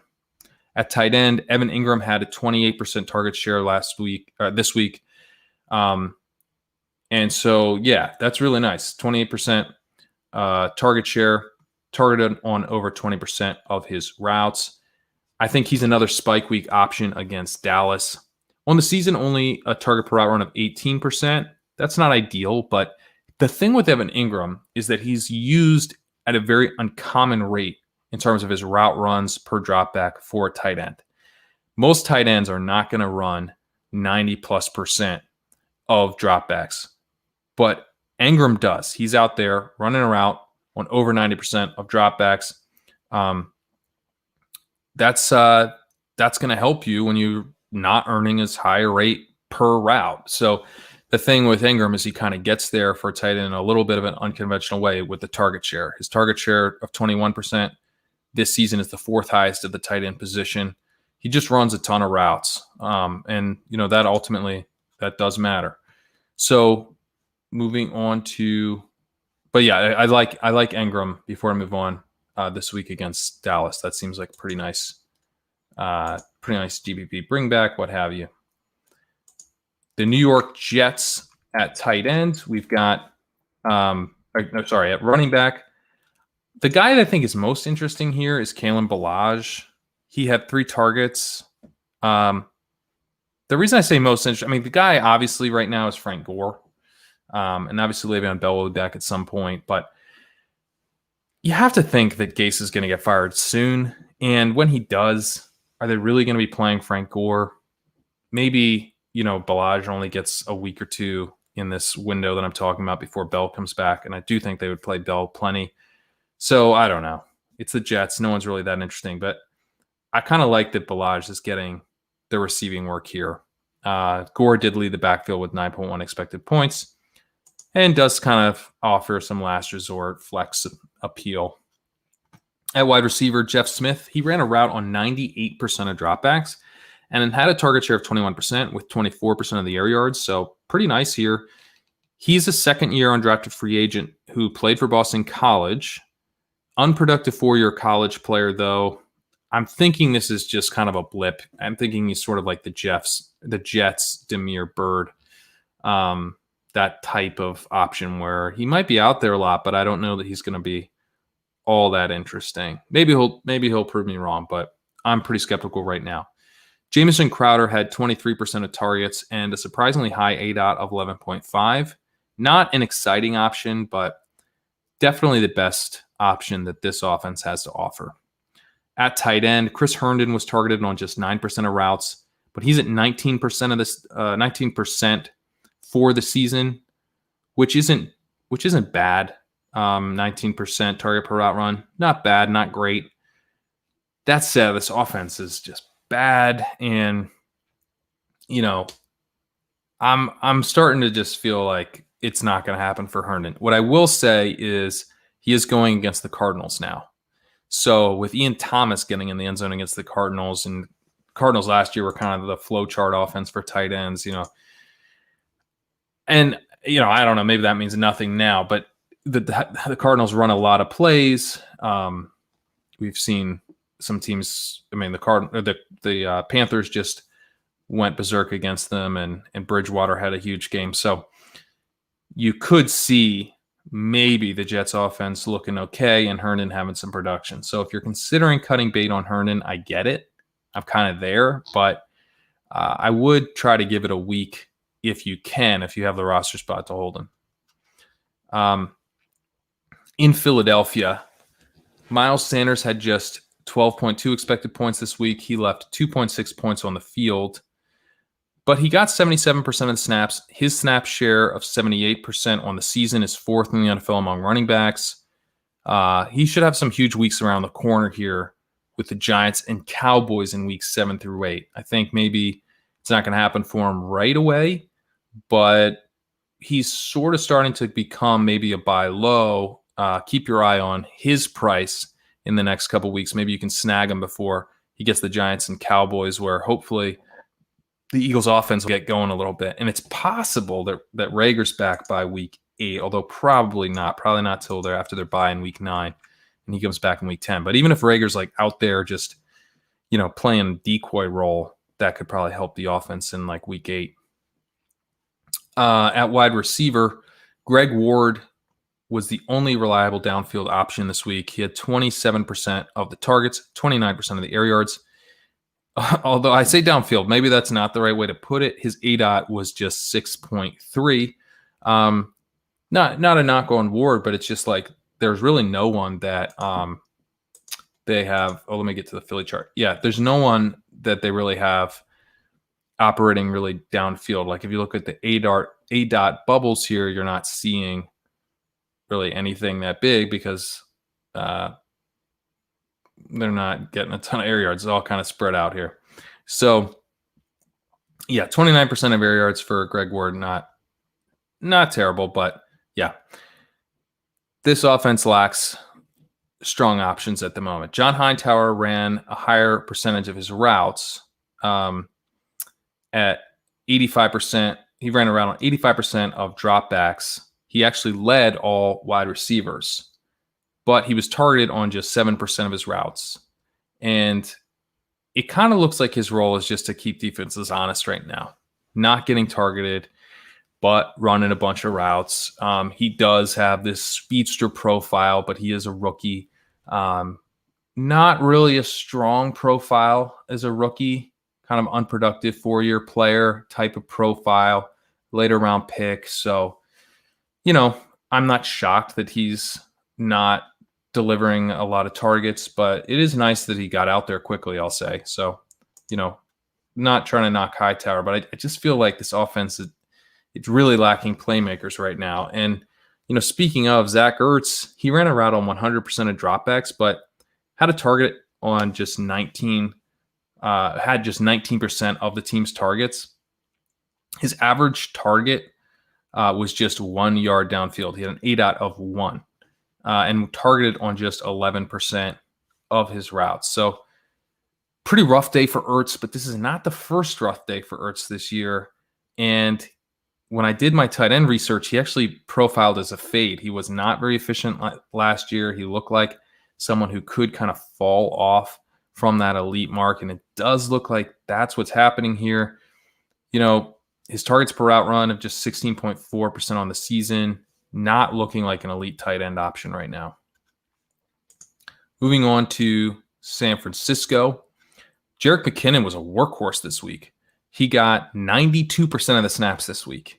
Now, I'm talking about how it's elite to be up in like the 70s. 92% of the snaps this week for Jerick McKinnon. He had 14 attempts, 8 targets. He had 21.7 expected points. That's an elite workload, almost 22 expected points for Jerick McKinnon. This is awesome for Jerick McKinnon. Like, I didn't really think that this was possible for Jerick McKinnon. You're drafting Jerick McKinnon hoping he's got some of that receiving equity, which he has had. But, I was thinking even if Coleman and Mostert were to be out like they are, that a guy like Jeff Wilson would be stealing a lot of the value. He was barely involved this week with just 3.3 expected points. McKinnon, if you look at him on the graph here, he's right up here just below 20% targets per route run, and he's running a ton of routes. He's out there like a wide receiver, I think he probably ran a higher percentage of a higher percentage of routes per drop back this week than like CeeDee Lamb and Michael Gallup. He's out there all the time running routes. Pretty wild. And it's, it makes sense though, given the lack of options that this team has. Brandon Ayuk was the only full-time wide receiver they deployed in week 4. He ran a route on 94% of dropbacks, but he wasn't targeted that much. He only had 12% of targets, 10% of the air yards. He did get used as a rusher on that incredible play where he hurdled the dude and went in for a touchdown. I mean, he looks awesome. I'm really excited about Ayuk, but you can see why McKinnon's being so involved if Ayuk's the only guy out there all the time and he's not earning targets yet at a high rate. Deebo Samuel ran a route on 31% of dropbacks, only targeted on 19% of his routes. That's not great, but, he's still working back. His ADOT only 5 yard downfield, so you really would expect him to get targeted at a higher rate with that shallow ADOT. But he's coming back from injury. That'll pick up. So just nice to see him back out there. And he also got a carry as well. At tight end, man, George Kittle. Talked about how this team does not have a lot of options. They do have one amazing option in George Kittle. 37% target share, 42% of the air yards this week. On the season now, his whopper of 0.61. It's tied with Darren Waller for the best among all tight ends. It's 14th among all NFL players. He ran around on 88% of dropbacks this week. Looks to be at full health. Had the monster fantasy performance. I'm excited about George Kittle being back. It's fun. It's fun to have Kittle back. I think he'll make this offense more fun overall. Really nice development here. In Seattle, Chris Carson had an elite workload this week with 20.2 expected points. Continues to have a workload profile that looks somewhat like Aaron Jones-esque. Only played on 56% of snaps. He's only at 56% of the snaps on the season as well, but he's got at least 3 targets in every game this season, and he had 4 this week. I don't think that he's truly an elite option. I'm not ready to kind of buy in completely to the Aaron Jones comp, where we feel pretty confident that Aaron Jones is going to get the high value workload, even if he's ceding a bunch of snaps.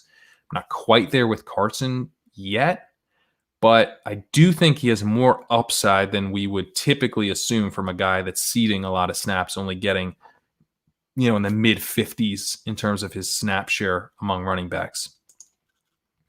At wide receiver, the targets are actually more spread out this week than we're used to. David Moore got 12% of the targets. Freddie Swain got 9%. Greg Olsen got 21%. But yeah, let's look at the routes run per drop back, right? Tyler Lockett was at 97%. DK Metcalf at 92%. These guys are out there on every play, basically. And yeah, it was a down week a little bit in terms of the top 2 guys, in terms of this offense being totally condensed for Lockett. Specifically, Lockett had the down week, but Metcalf still had 4 for 106. He got 18% of the targets. He got 29% of the air yards. If this ends up being like kind of a floor game for him, that's pretty nice. And yeah, I think that things were spread out a little bit more this week, but we know these guys are going to earn the targets the vast majority of weeks, and they are the only ones getting the opportunity to run just a ton of routes. They are the guys to circle as I circle them here on the chart. At tight end, Greg Olsen had a nice game here with the target per route run of 32%, but he's at just 17.5% for the season. Doesn't really look like an appealing start to me. Even with a nice game this week. I'll give him credit for that. In Tampa Bay, closing out here with my boy Ronald Jones, who had a massive, truly elite workload this week of 24.6 points. He left points on the field. He left 5.8 points on the field. And here's the thing. He was above expectations as a rusher. So that means he left even more points on the field as a receiver. So it's kind of good news, bad news. He did run well. He ran. I thought he looked good. He was above expectations in efficiency, good yards per carry, whatever. Yards per carry means nothing, blah, blah, blah. The problem is that he left 6.8 points on the field as a receiver, including 3 drops. In defense of Ronald Jones, when we look at expected points and him leaving those points on the field, he was targeted in the end zone, and that ball was tipped and hit the ground before it even got to him. So that one was not a drop, and that is going to really ding his efficiency because he couldn't convert that target. But he also dropped 3 passes, which really hurts him, and I think probably directly contributed to why Keyshawn Vaughn ended up getting a target in the green zone later in the game. That led to a score. Vaughn made a really nice play to get in the end zone on that. Probably earned himself a little bit more targets because LaShawn McCoy is going to be out for this game and probably beyond. Leonard Fournette is a game time decision. So Vaughn could end up having a nice role going forward here in terms of pass catching, although Vaughn also dropped a pass. One of his 3 targets he ended up dropping. I believe it was the last target of the day. So didn't also at the same time kind of make the case to close out Jones's role as a receiver. I think the thing with Jones is that Brady's going to check down to these running backs a fair amount. And if he's out there a lot more than Vaughn, then he should still be pretty involved as a receiver. Hopefully he can do more with it this Thursday if Leonard Fournette ends up being out of the game. If Leonard Fournette's in the game, then I think it could get pretty gross because LaShawn McCoy's injury opening things up for Vaughn is actually probably a bad thing for Ronald Jones and Leonard Fournette in that LaShawn McCoy was dust. Vaughn did not look like dust. Vaughn looks pretty interesting. He looked like he was dynamic as a receiver, not completely polished, maybe not completely ready to go in terms of like taking over a huge role, but in terms of like a spot, working in for, 30% of the snaps or something, which would really hurt the value of the other two guys, he could be pretty effective, I think. So we'll have to keep a close eye on what Vaughn's role is. Ultimately, even though I've been hoping McCoy would play less, Vaughn entering this offense could be bad for both Rojo and Leonard Fournette. Mike Williams ran a route here on 85% of dropbacks and had 18% target share with 24% of air yards.